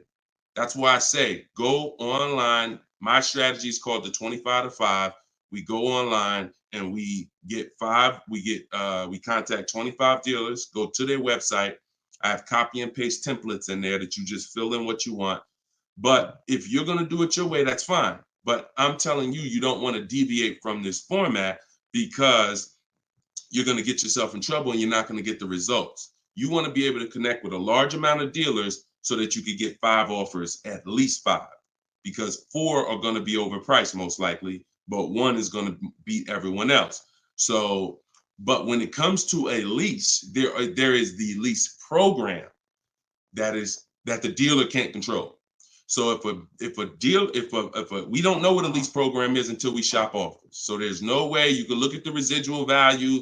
You can look at all this money factor. I know some of you who are in the math, you're like, oh, well, I'm gonna just look at the money factor and see. You can't tell because it can have a high money factor, but it have some good rebates. The only way we know a great lease deal is to shop the market, get our offers, and then if the lease program, if the best offer doesn't get you under 1.5% with no money down, then it's a bad lease program. It's a bad lease program. In which case, we move to another vehicle. So I'm not going to ever co-sign leasing a bad vehicle a vehicle with a bad lease program. I've had all types of people hit me, Deshone, I'm looking at this Range Rover, man, but I did all the offers, and they'll be in the group. We have a private group, and I get to talk to people all around the country about this stuff. So they're like, Deshone, you think I should move on? I'm like, look, you could wait till next month, see if the program gets better, but I'm never going to co-sign signing a bad lease deal. You're paying too much money for a vehicle you're giving back in 3 years. So you're defeating one of the major benefits of leasing. So that's the only reason why we have to have 2 other vehicles that we like when we're leasing. On a purchase, no. One vehicle, pick it, get your bids. One dealer is going to blow everybody else away. But with a lease, you want to have 3 vehicles just in case it's a bad lease program. And if they got a bad lease program this year, maybe in 3 years when your lease is up, they'll have a good lease program. So that's what we do. It's too many cars out here. It's 400 cars out here. 40-something manufacturers competing for our business. Why are we going to get locked on one car? And the reason we're doing this, y'all, is because we're not shopping. You're not shopping. You're not taking the going out for the weekend and test driving cars seriously. You're about to drop 40 grand of your hard-earned money. You need to be, like I teach, shopping and not letting anyone disturb your shopping. If I'm looking for a car, I'll take a whole Saturday and go out or a Monday, and I'll go out and I'll drive 4 cars and be like, okay, that was fun. Don't sit down and don't talk numbers. So let me make that clear. Don't go in there and sit down at the desk and start talking numbers and get a proposal. No. Shop. Once you decide what you want, then we come home and we get our offers from home. All right. Go ahead, Dolan. Next question. All right. When you don't talk, I see a lot of you saying you're not good negotiators. Then you just got to stop talking. Stop talking and start making people bid. You're going to get better deals than good negotiators all day long. Heard you loud and clear on the rebroadcast. I'm here live. All right. Welcome, Jill. Looking for a car now. Profited on a sale, so coming in clean. Need to rebuild credit. Lease cheap car, finance car under 5-6 grand. It depends on where your credit is. If you're in the mid-6, I teach something called, profile over score. So if you have a paid off car, if you have nothing gets you approved for a car like on-time car payments. If you've been making on-time car payments for 2 years, 3 years, you're typically gonna get approved for most leases. As long as you're not going from like a $450 payment to a $900 payment. But if I'm in a state where if I'm in that mid-6s, 660, 670, I go for the lease. If I'm in the low 6s, then I go for what I call a smart car, which is the car to set you up to lease. So your goal is to get the least expensive car you can get a loan on, quality car. You want to go small as possible, and small as possible for you might be you need a sedan. You might need 3 rows.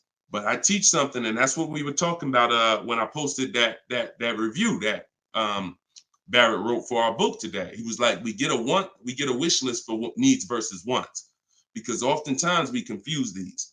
Needs are things you can't live without. I need to have this, or the car's not going to do what I need it to do. I need to have it. Wants are things that you'd like to have, but you can live without. When it comes to getting a smart car, and it's not the little smart car, y'all. I have a different. That's a different meaning for us. It means saving money at the right time. That's what we call smart cars. Saving money at the right time. So if you can't qualify for a lease and you want to set yourself up, then the vehicle you get now is super important. The vehicle you get now could either set you back from leasing because you bought too much vehicle, payments too high. You didn't buy a dependable vehicle. It's not going to last. It's going to start having problems. It's going to break down. You might miss payments because of that. These are all the things you want to avoid. This is why I'm giving you these boundaries that you don't, kind of go off of. But this usually happens when you're trying to get too much car. Quite honestly, if I was trying to get a smart car, I would be trying to get the smallest car I could, drive it for 2 years. Let the family be uncomfortable. Listen, y'all, I know it's tight, but in 2 years, I'm gonna get out of this and I'm gonna drive off the lot in a brand new lease. So the key is the payment's gonna be low because those smaller cars are only 25 grand new, 28 grand brand new. When you get them used, you could get a nice one for about 10. Finance it. You don't have to take a 10-year-old one. So you want to get one that's relatively, good. It needs to last you 2 years, or the plan's messed up. So you get the smallest car you possibly can. You drive that 2 years. That's your sacrifice car, and then you flip out of that car. Well, after you have 2 years of on-time payments, you flip into a brand new lease, and then you're leasing new cars from now on. That's what I do, depending on your situation. If you're high sixes, mid sixes, and up, I go for the lease. If you're under that, then I would go for the smart car. Okay? All right, keep me posted. Good job. Just having a plan. Having a plan. Go ahead, shoot the next one up, Dolan. I forgot to tell you. Yeah, I see you, Jill, and keep that up. This is a different Jill, I think. This is a means to my dream car. I'm a patient. Yeah, I'm patient. My husband has the needs car. There you go. There you go. You can flex in 2 years. You can flex in 2 years. You do this right. You drive this car for 2 years. You don't miss any payments. Make sure when you're buying a $10,000 car and you finance it, payments are $250 a month for 5 years. You don't have to take a 6-year loan. You don't want to take a long loan on a smart car. You want to take a shorter loan, pay $250 a month. Now you're not going to miss those payments.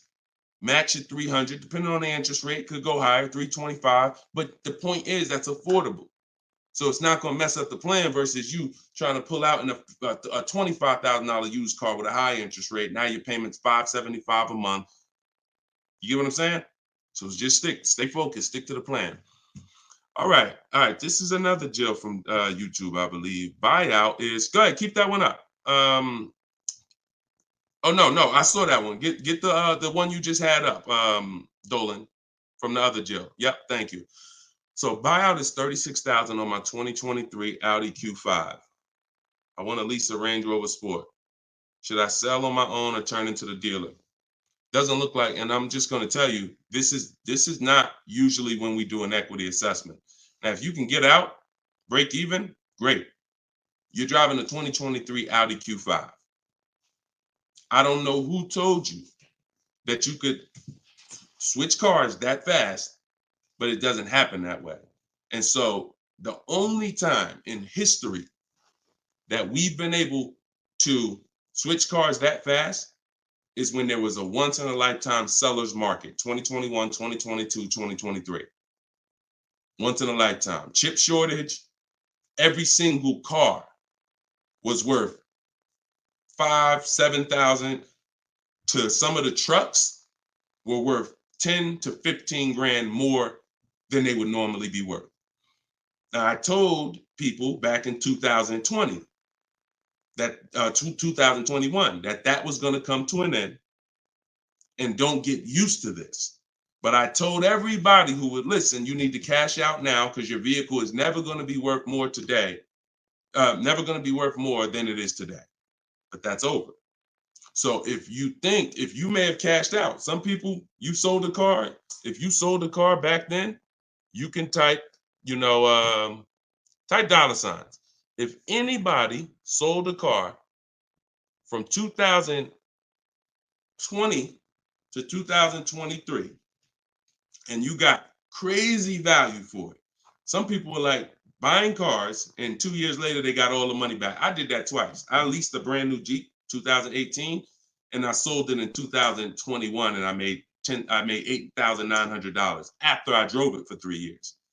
And my mother, I helped her sell her Mazda CX-5. She was a low mileage driver, and I helped her cash out. She made $10,200 after she drove it for 3 years. Made a video. I recorded her and my dad. They couldn't believe it. They couldn't believe that they drove a car for 3 years, turned around and sold it, got every single dollar they put into it back. And he was like, all right, man, I'm looking forward to doing this again. I said, Dad, this ain't gonna happen again. So enjoy it. You were part of a once in a lifetime market where you cashed out and you won. But we cannot base our strategy anymore off that. That's over, and you'll get in trouble financially trying to do this. So there is no setup where you could buy a car or lease it and in a year, 18 months, trade it, replace that car. Just not. Because we already talked about earlier, let's take a $50,000 car. A year later, if you don't drive it 1 mile, what's it worth? Didn't drive it 1 single mile, just parked it right outside your house. 43, 44, max, absolute max. So when that car is losing value like that, whether you bought it or leased it, the asset, it's what the car is worth. Forget about the finances attached to it. You can't, and look, if it's a Jeep Wrangler, if it's a car that has a high resale value, like a Jeep Wrangler or a G-Wagon, these are top 10 best resale values in the world, then all I'm gonna do is after I lease it, I'm just gonna sell it and I'll make the equity. But I'm not going to look to trade that car or replace that car in a year, 18 months, break my lease contract. Now you do your equity assessment, Jill. Call your leasing company, find out what your payoff is. You said it's 36. Now, if you can get offers higher than 36, then you can get out. Very simple. So get the offers from the companies that I mentioned about 15 minutes ago. I laid out the 6 companies. But when you lease, though, you must put no on those websites. It's going to ask you, do you have is the vehicle owned, leased, or financed? You want to put owned, because something triggers on their websites. They think every lease has a third-party restriction. Most of them do, but if you just want to find out what the market value is for your car, and if you could get out and make some money or break even, then yes, you can jump out, no problem. But if you see that your buyout is this and all the offers are below that, then what you're now about to do, even if you say, because some people will say, all right, well, I'm gonna walk in the dealer, see if they can work a better deal than that. No dealer is going to give you more than the online buyers. So if you run those online quotes and all of them are less than your payoff, all a dealer is going to do is take the negative equity and the desperation for you to get out and roll that negative equity over to your next vehicle because you're desperate to get out for no reason. So that's the real. You can do what you want. I would suggest you don't get out of your lease. You don't break a lease contract until you can financially do it, which means I can break even, I can sell, and I can get equity, or either break even. Break my contract, but I'm not coming up with a dime because a dealer bought my car and I'm out of this thing. That's the only way I'm breaking a lease contract. I'm not rolling negative equity. I'm not going to create negative equity in a lease to get out of a lease early for no reason. It just doesn't make financial sense at all. All right, no problem, Jill. Happy to help. Happy to help. Okay, so that's step 2. See, the equity assessment step, guys, is so important. See, because it's the foundation of our deal. So when you look at step 1, the leasing versus buying question, how many years do you keep in the car? 8-year rule. That's step 1, super important. Foundational of your deal. As I said, you can't get a good deal if you purchase, but you should have leased. Impossible. You got a bad deal. I don't care how much money you get off. Now, second step is if I have a car to replace, I got to do an equity assessment because I need to know, is this car that I'm in going to be going to prevent me from making a move right now? Too much negative equity, I'm prevented from making a move right now. If I can get out, make some money, now I got some money. I can sell. I can put money in my pocket, put it in my bank. That means it's an asset. It's a blessing to me. So your car that you're in could either hinder you from getting a car or it can help you get the next car. That's why we always do the equity assessment before anything else. All right. I don't know why I'm frozen on Instagram. All right, go ahead back in, Dolan. Next question. Okay, now I'm back. I see. I'm just monitoring Instagram. Okay, and just so y'all know, everything that I'm teaching is out my new book. And look, I want to show y'all this. And before, keep that question up. Look, here we go. Boom. Look at that. 4.94. Thank you to everybody. We're higher now. I think we're up to 35 ratings, 28 reviews. So thank you to everybody who's reviewed the book on Goodreads. Appreciate you. And thank you for everybody who's using it. Make sure you are writing me with your success stories. Show me your deals so that I can post them just like I posted Tiffany's deal. But everybody can get the book. You can get yours for $90. It's normally $97. But as our welcome special, our book launch special, you can get it for $24, 75% off in my TikTok bio for 30 minutes, or my Instagram bio, or in the comment section of YouTube or Facebook. We have a comment pin for you. And if you're watching us on TV, you can use your phone and you can scan the QR code here on the screen, and you can get your copy for 75% off. But once that timer hits 0, if you visited that page and the timer it started, once it hits 0, the price does go back up to $97, which is still a great price. It's a great price either way. And it'll be in your inbox in a couple minutes. Okay, this is from Instagram. I use your template in the book to ask for quotes. Their response is the lowest offer you ever received. They are being difficult and giving me their best offer. What's the best way? Use the scripts. It's just conversation. Hopefully you listen and you have a separate email, because you're not going to have intelligent conversation with 5, 7, 10 dealers mixing personal emails. So every part of the system is important, having a separate shopping email. So everything in there is dealers. And now everything they're saying, we have a response for. Every single thing. It doesn't matter. Don't expect 80% dealers to be easy. Expect them to, hey, can we have a conversation? Hey, when can you come in? Hey, this be a whole lot easier if you're here. See, what we already know is we've given them all the information they need to give us a quote. So the best thing, or the stages we move through in our conversation with dealers, is who has a car that I want. That's first. Our first set of scripts is designed to weed out the dealers who don't even have a car we want. Nothing to talk about. Nothing to talk about. So there are dealers who won't tell you they have a car. That's why we have scripts. Hey, when can we talk? I'll be handling my whole purchase online. Can you confirm if you have something that matches? Every one of my scripts ends with a question.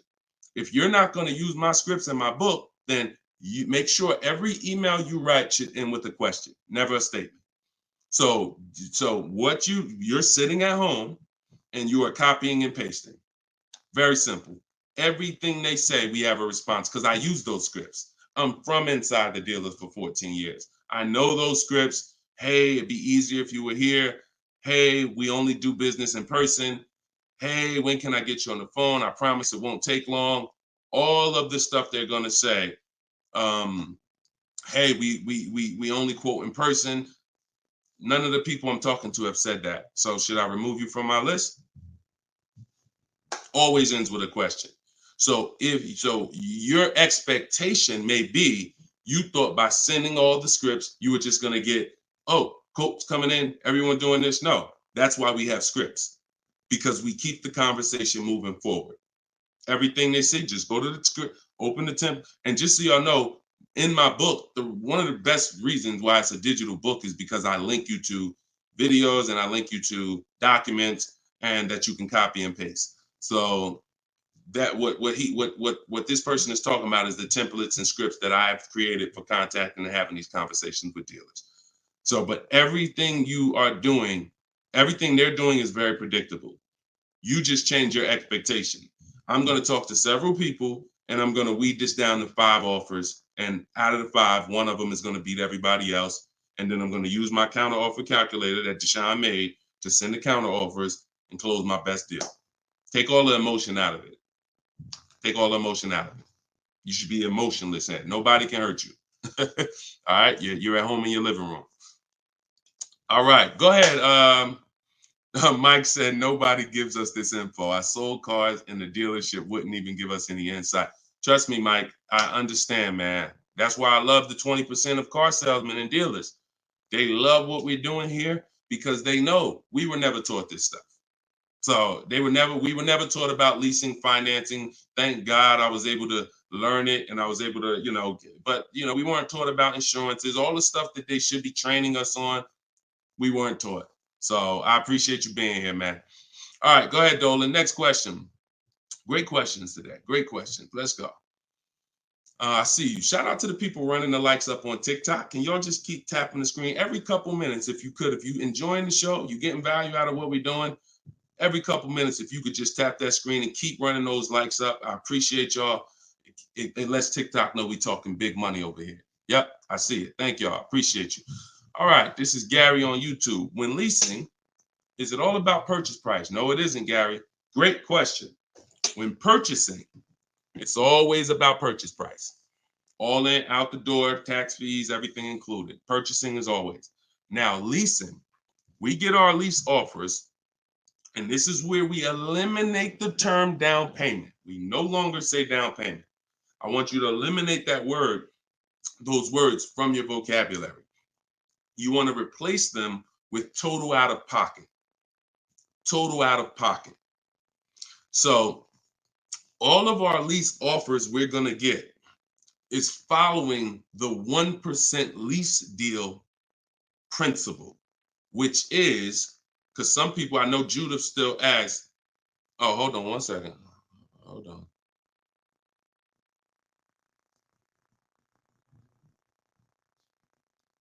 Okay, I think my wife's headphones hooked up to the broadcast here.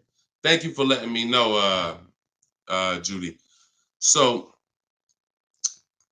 when we're getting, so the 1% lease deal rule is older than, it was around, I think, before I got into the car business at 2006. And what it was is if your lease payment was 1% or lower of the MSRP of the car, you stole a car. Stole a car. Example, I know if you've never seen a 1% lease deal, let me show you a couple. So this is Greg. Greg, look, first time posting here. I'm excited. My latest lease, graduated. Now we have a particular online, video library here. So when they say graduated, I have a coaching program, and but the steps are the same. So I always say, get in where you fit in. Steps are the same in my book, in my video course. He said, I followed the steps, set up a great lease deal, 36 months, 12,000 miles per year, all said and done. Monthly payments $527. MSRP is $56,275. So when you divide the monthly payment into the MSRP, you're going to get a number. Now, when you multiply that by 100, so I'll give you an example. Let me show you how this works. In Greg's case, I got my calculator up here. I would take 527, divide that into 56,275, which is the MSRP, not the selling price. Doesn't matter the selling price. The MSRP is how we gauge the value.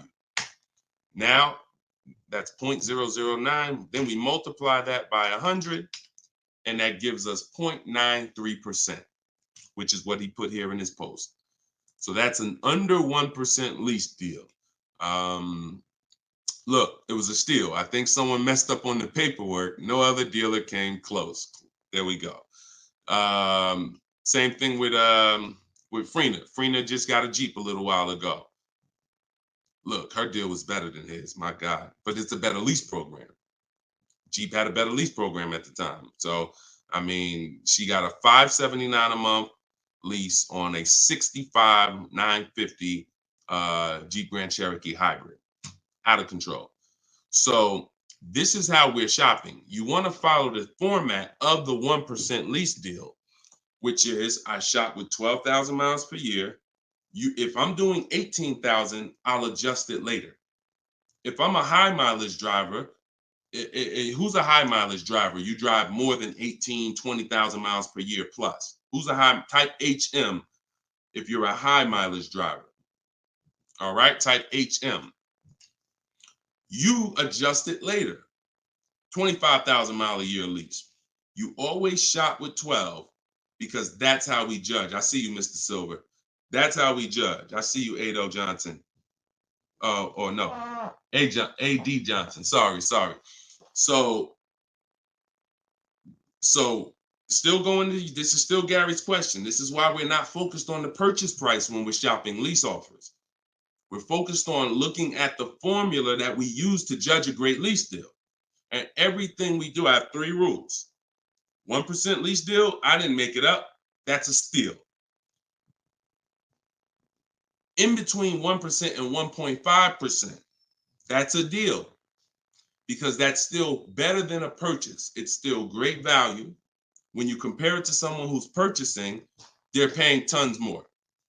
Even somebody who didn't get a steal, because the lease program has to be there to get a steal. They got to want to give away these cars. They got to have great incentive, great, everything has to line up, stars in the moon, and then we get the dealer that's going to give us the biggest discount. If it's under 1%, that means the lease program was incredible. But a good lease program, great lease program, will still get you, when you shop your offers, in between 1% and 1.5%. So, you look at somebody like, I used, Charles. So Charles got a Palisade, very, very popular vehicle. He got 10 offers from home.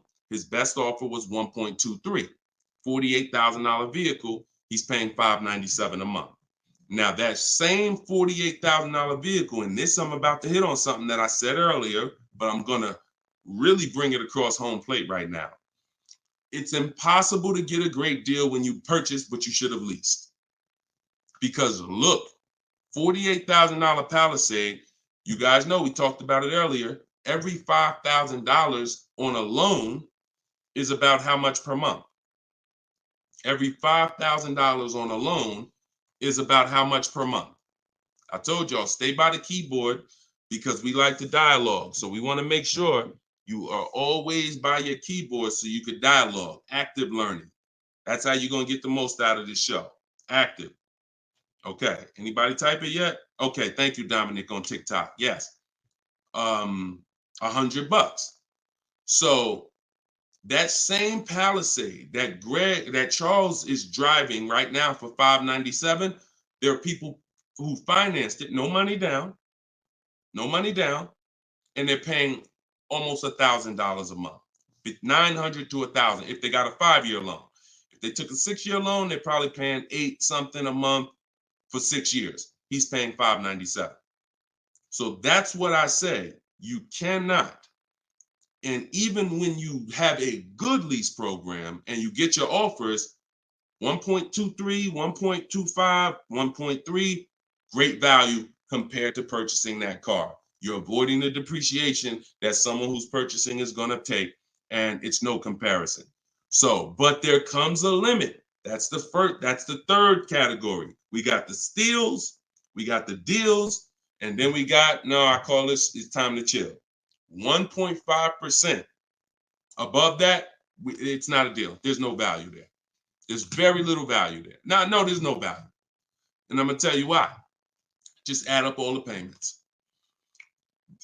1.5%, we're paying too much for a vehicle we're giving back. It's very simple. We're paying too much for a vehicle that we're giving back.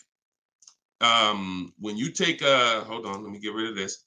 Put the banner back up for those of you who want your book at 75% off. Just scan it right there. Once you get above 1.5%, there's no value, because if you take a $40,000 vehicle, a steal at 1% is $400 a month. A deal is between 4 something and 6. That's 1 to 1.5. 600 a month. Now, above 600 a month, let's take 650. That's 650 divided into 40,000. 650 divided into 40,000. That's a 1.6 lease. I never signed it. Never signed it. I'm gonna tell you why. 650 times 36 months, $23,400. $23,400 I'm paying over 3 years for a $40,000 vehicle that I'm giving back. I paid more than half of the vehicle to give it back in 3 years. So those of you who always wondered what the 1.5% rule, I had to create it, because the 1% rule, a lot of savvy people knew about it. But I noticed There was no threshold for when a bad lease deal. When are we at a bad lease deal now? We know what a steal is, but what's the bad lease deals? And when I started looking at the comparison to purchasing and then the giving a car back, once you get up above 1.5%, there's no value in leasing that vehicle. Next. Clear? We don't sign bad lease deals. Only time we did that, I'm gonna tell you something. All through the pandemic, I had people making 5, 7, 10 grand. Kid you not, hundreds of them. If they were making that kind of money selling their leases, then that was the only exception. Some of them will take a 1.6 lease, put money down. Some of that big equity they had that they didn't even know they were going to have, they would put it down to lower their payment. But that was the only exception back then. I never co-signed somebody doing it now. Okay? There we go. Gary, Gary, in my TikTok bio, are you on my email list? Send me an email. You want the whole, you just send me an email and we'll make sure we get you in. And that's a special price, and I'll get you the special price to join us. Okay.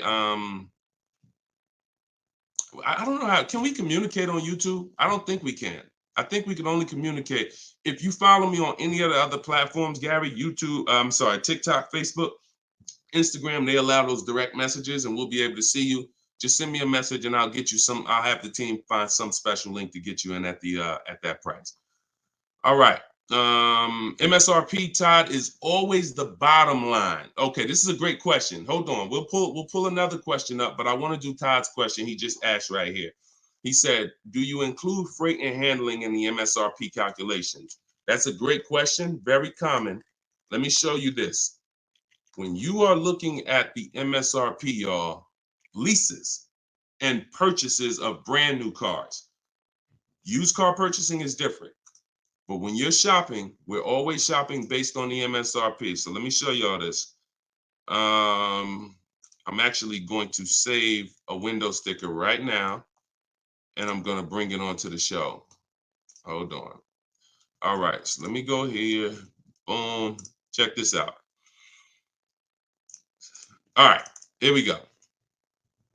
Hold on. It's loading. Boom. All right, so here's a window sticker. Now, these numbers can be a little confusing. We want to go right there. Right there. Total MSRP is all we care about. Right there. Total MSRP. Because you do pay for destination to get the car from the factory to the dealership. That's included. Like that's we pay for that. So it's no problem. We need to know. You don't want to account for any of these numbers up here before the option. It's always the bottom line MSRP, total MSRP. Now, if you ever see an addendum next to a window sticker, you see a handwritten addendum or a typed addendum that takes this total MSRP and it gives some other stuff next to it, we pay no attention to that. And in my case, if you're using what I'm teaching you, you would never even be talking to that dealer about getting a quote until you got home. So even if you go, the only time we would actually even see that particular dealer, that particular window sticker, is if we showed up to test drive the car and that particular one that we test drove just so happened to have the addendum on it. That's the only time we'd even see it. Quite honestly. It's no way, it's not even something, because we never talk numbers in the dealer. Your leverage is at home. Everything I'm teaching you is your leverage is at home. You can talk to multiple people from home. You can get bids from home. You can put people against each other from home. You're in control from home. You lose all of that sitting down at a car salesman's desk and going back and forth one-on-one. You can see the whole market at home. See, we get below market deals. I want you getting below market deals. There's no way for you to get below market deals without seeing enough offers to know the market. I can never sit down across the table from a car salesman and get a below market deal because I don't know what the market is. I only know what your price is. And every single one of your competitors is going to offer me a different price. Some higher, some lower, depending on who you are. And so I can only expose that information by being at home. But yes, everything we are doing is always based on that total MSRP, and that's how we do our calculations. Okay, great question. If everybody's getting value out of the show, could you type some dollar signs? Just type a dollar sign if you're enjoying the show so far. So if whenever you see this show, if you see the banner above us, then this is a rebroadcast. But if there's no banner, then we're live. So you can ask your questions, but you can always make sure that I always want to make sure that you guys have access to the live shows so that you can use them. But even the rebroadcast, if you're sitting on watching the rebroadcast, you're going to get the same value pretty much as somebody here live, because somebody's going to ask the same question you had. I can almost guarantee it. So I'm glad. I see a lot of dollar signs. Perfect. I see a lot of dollar signs. If you haven't subscribed to us on YouTube, please subscribe so that you can keep in touch with what we're doing here. And certainly, good job. I'm happy everybody's getting value. Go ahead, Dolan. We got a few more minutes. Post another question. Great questions today. All right, this one's from Instagram. I haven't had any car leases on my credit before. How likely will I be able to lease an $80,000 car? I have great credit. If you got great credit and income, then you could go for it. Great credit and income, you could go for it. Whether you have the car. Now, I'm going to tell you something. Mercedes did not want to be people's first lease. So there are snooty brands out there. I cannot tell you that because BMW may not be that way. Audi may not be that way. Range Rover may not be that way, because I think Chase does their leases. So, but when it comes to Mercedes, they didn't want to be your first lease. You really had to have some type of comparable credit. But if you have great credit and you have the income, then certainly I'd be going for a lease. No doubt about it. No doubt about it. Just like the chicken and the egg, you know what I mean? Like, which comes first? Or it's better is the job and the experience. You can't get a job without experience. You can't get experience without a job. So in this particular case, somebody has to be your first, lender, and most of them will. Yeah, most of them will. You know what I do too? One more thing. I have this in my book too. Just so y'all know, every little detail is not left out, because I've been doing this since 2006. I've heard every question, and I knew every question has a place.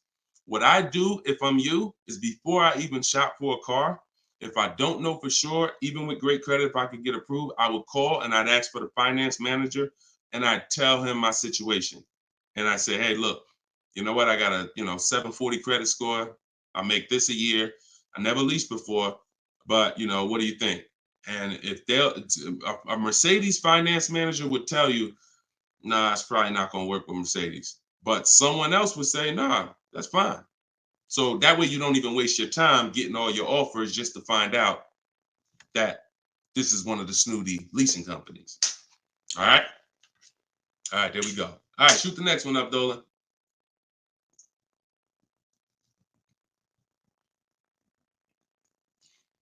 Jason Hughes from IG.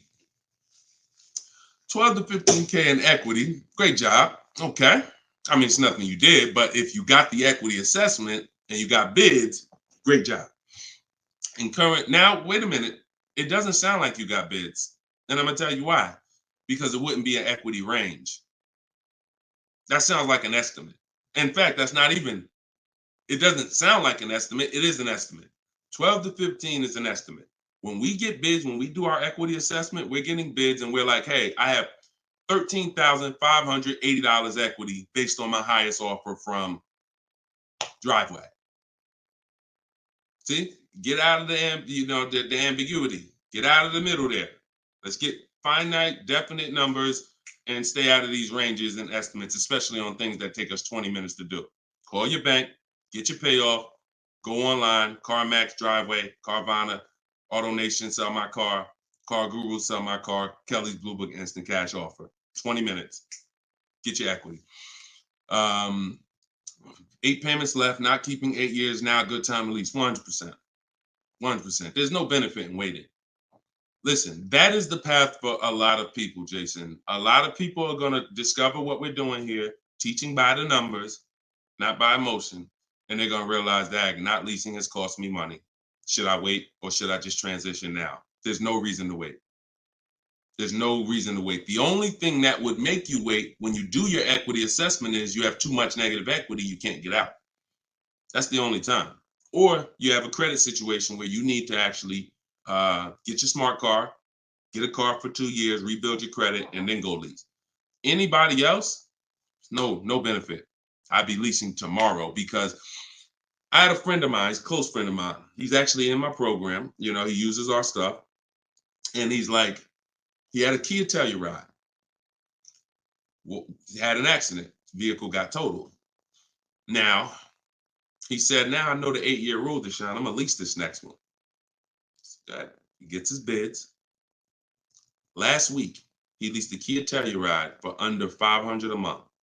The same vehicle that he was paying hundreds of dollars every month for. More. Hundreds of dollars more per month. I don't know what his payment was, but I know what a Kia Telluride costs to purchase. A $45,000 Kia Telluride to purchase with no money down is $800-900 a month. So he's literally under $5, no money down, when he was just paying hundreds more than that. So you're in the same situation. No point in waiting. Transition to a great value lease. Get your offers. You wish you could. You wish you would have did it sooner. All right. Go ahead. Next question, Dolan. Car brands will no longer offer V6. Buy the lease. Let me talk to this question on TikTok. Not right now. Get the next one. Go ahead, Dolan. Put the one you're going to put out. But get that question that this person just posted about car brands no longer offering V6s. Should he buy the lease? If you have one ready, though, put that one up. Deshone, will your book work for both lease and buy? Well, you know what? Let this person answer that for you because we just got this review. This book is outstanding. This is Barrett. And you can see all our reviews on goodreads.com. Must read, must have for anyone seeking to buy, lease, or even sell a car. It is presented in very professional, easy to follow, step-by-step manner that covers every situation. Every situation. Does your situation, Keith, fall under every? If so, we got you.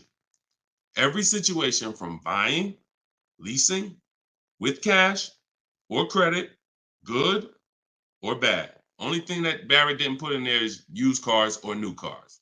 That's in there too. So absolutely. So yes, I'll put the banner back up for all of you who are watching us on TV. You can you can scan the QR code here with your phone, with your camera, and you can get your book for 75% off, or you can go to deshonesbook.com. We have the link in the comments on Facebook or YouTube for you. And if you're on Instagram or TikTok, you can go to my bio, click that link, and then click the button for the 75% off and get your book for 75% off. You won't pay the normal $97. Okay? But yes. All right. I have a 2020 Nissan Sentra. This is Key. I don't want to butcher your name, so I won't try. But from YouTube, I have a 2020 Nissan Sentra. Had it for 2 years. My miles are 64,000 highway miles. Okay. I know I don't have equity. I was told don't trade it in. Would be a bad decision. It's true. We don't trade cars in. We get bids. So you need to find out what your equity position is. See, many of you are finding out right now how important the equity assessment is. Whenever you have a current car, equity assessment. So when you call your bank, get your payoff, then you go and you get the offers, you're either going to be in a positive equity position or a negative equity position. Now, if you're in a negative equity position, there's three solutions for negative equity. 2 of them lead to a car, 1 of them doesn't. First is you get all your offers and you can pay the difference because these are the highest offers. So whenever you are, the highest offers are these online bidders. They pay more than car dealers. In fact, 3 of them are car dealers that are bidding. So Kelly's Blue Book, Car Gurus, and AutoNation are car dealers bidding. CarMax, Driveway, Carvana are online marketplaces, used car marketplaces bidding. So you're getting a wide range of diverse offers from people who compete every day to buy cars. and they cut your check right then and there. They do an hour. Both times I went to CarMax, me and my mother separately, we were out in an hour. I've had people who sold to Carvana, Kelly Blue Instant Cash Offer. They do their inspection. And then they bring you a check. So if you can pay, let's say you said you don't have equity. So if that's the case, then you may have negative equity, which means you might owe 30 and your highest offer is 28. Then I would come up with the 2,000 and I would pay the difference all day long because I'm still winning through a bid. My car's value is maximized through a bid. And if I don't get bids, I'm not maximizing my car's value. So now, second, when we can't pay the difference, then that means we must trade. This is the only scenario where we trade. Because you need now one part of the bidding strategy you can't do. So you're going to do the other part of the bidding strategy, which is now think about what car you want. Okay, I want a Toyota Camry. Now I'm going to get my bids. I'm going to get the lowest bid, the dealer that's going to sell me the car for the lowest amount, and then I'm going to purchase from them. But before I can purchase, now I need to bring my old car into the scenario and ask them, how much is my old car worth to you? Now that's the winning dealer. You need them to bring that loan because you need them to carry that negative equity you have and put it on top of your existing deal. So you cannot depend on, don't even think that they're going to pay the amounts you had over here. Oh, Driveway was offering me 29. Yeah, you could tell them that, but again, they're not going to be able to pay that. They can't beat all their competition on the bid and then beat all the online buyers on the bid.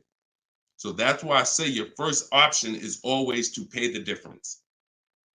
Because you can win with bids there, you maximize, and then you do a separate transaction, you can still keep them separate. But if you cannot get bid, if you can't pay the difference, your only option is you have to trade that car in, and then you're going to let the dealer who you buy the car from wrap the negative equity into the existing lease. It's hopefully it's a lease because there shouldn't be any reason you're trading that car unless you just want a lease. To buy another car, unless you're saying you're keeping it 8 years, which, like I said, most people, I've been doing this for years, they're going from a finance to a lease. Now, one more scenario. I told y'all it's 3 ways out of negative equity. One leads to no car. You have too much negative equity and you cannot put it on top of the actual deal because banks have loan to value ratios. So if you have $10,000 of negative equity, you can't just slap that on top of a $30,000 or $40,000 car. It's going to be too much unless you put money down. So you can't if you got some cash, you can make the deal happen, but you're not going to be able to do a no money down deal because you're looking to have the bank approve the car, the tax, the fees, which probably another $1,500, and 10 grand of negative equity. And then you want to find that's too much because the dealer has to go to the bank and say, we know this car is priced at 40, but we'd like you to lend this person 54. They're not going to do it. They might lend max 50. So the more negative equity you have, if it's too much, you're either going to have to bring some cash to the table to get the deal done. And if you have no cash, you got to wait. You got to pay down the car. It's the only option. That's why I say, know the cause of negative equity. It's usually because you haven't leased. 99, I could tell you the way out. I just gave you the way out. That's in my book, 3 strategies for negative equity. But when if you don't know the cause and you just turn around and get another purchase and you're not keeping it 8 years, you're going to be in negative equity again and again. And there's plenty of people, and some of you, it may be you, where you're like, dag, Deshone, that's me. Every time I go get a car, negative equity, negative equity, negative equity. It's like a vicious cycle. And the solution is you need to lease. What's causing that is you don't lease. So you're overpaying by thousands of dollars. All right. So listen, y'all, we will be back. We like to do these shows twice a day. If you're on my email list, you'll get the notification.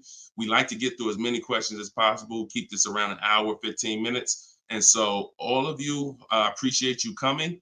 If you want every single thing I teach in one spot in a step-by-step format, that's my new digital book. It's called Cars from Home, 7 Steps to Saving Time, Money, and Avoiding Dealerships. And you can get yours for 75% off in the comment section on YouTube. We got a comment section that's pinned, deshonsbook.com. Same thing on TikTok. I'm the same thing on Facebook. But if you're on Instagram or TikTok, it's in my bio. There's a website right in my bio. Click it and grab your 75% off. You'll get it for $24 instead of the normal $97. Now, if you went there and that timer started, then certainly get there before it hits zero, because once it hits zero, you have to pay the $97, which is still a great price. So my goal for this book is to be the most valuable book financially that you've ever gotten. That is my goal. So use it. Write me with your success stories. Show me your deals when you pick up your cars. Write me, email me, Deshone, just like Tiffany did. I want all of you emailing me your deals so that I can share them on the show. All right. So we'll be back. We'll be back with the next show. This was episode 9. Thank you for coming, and I will see y'all on the next show. God bless you.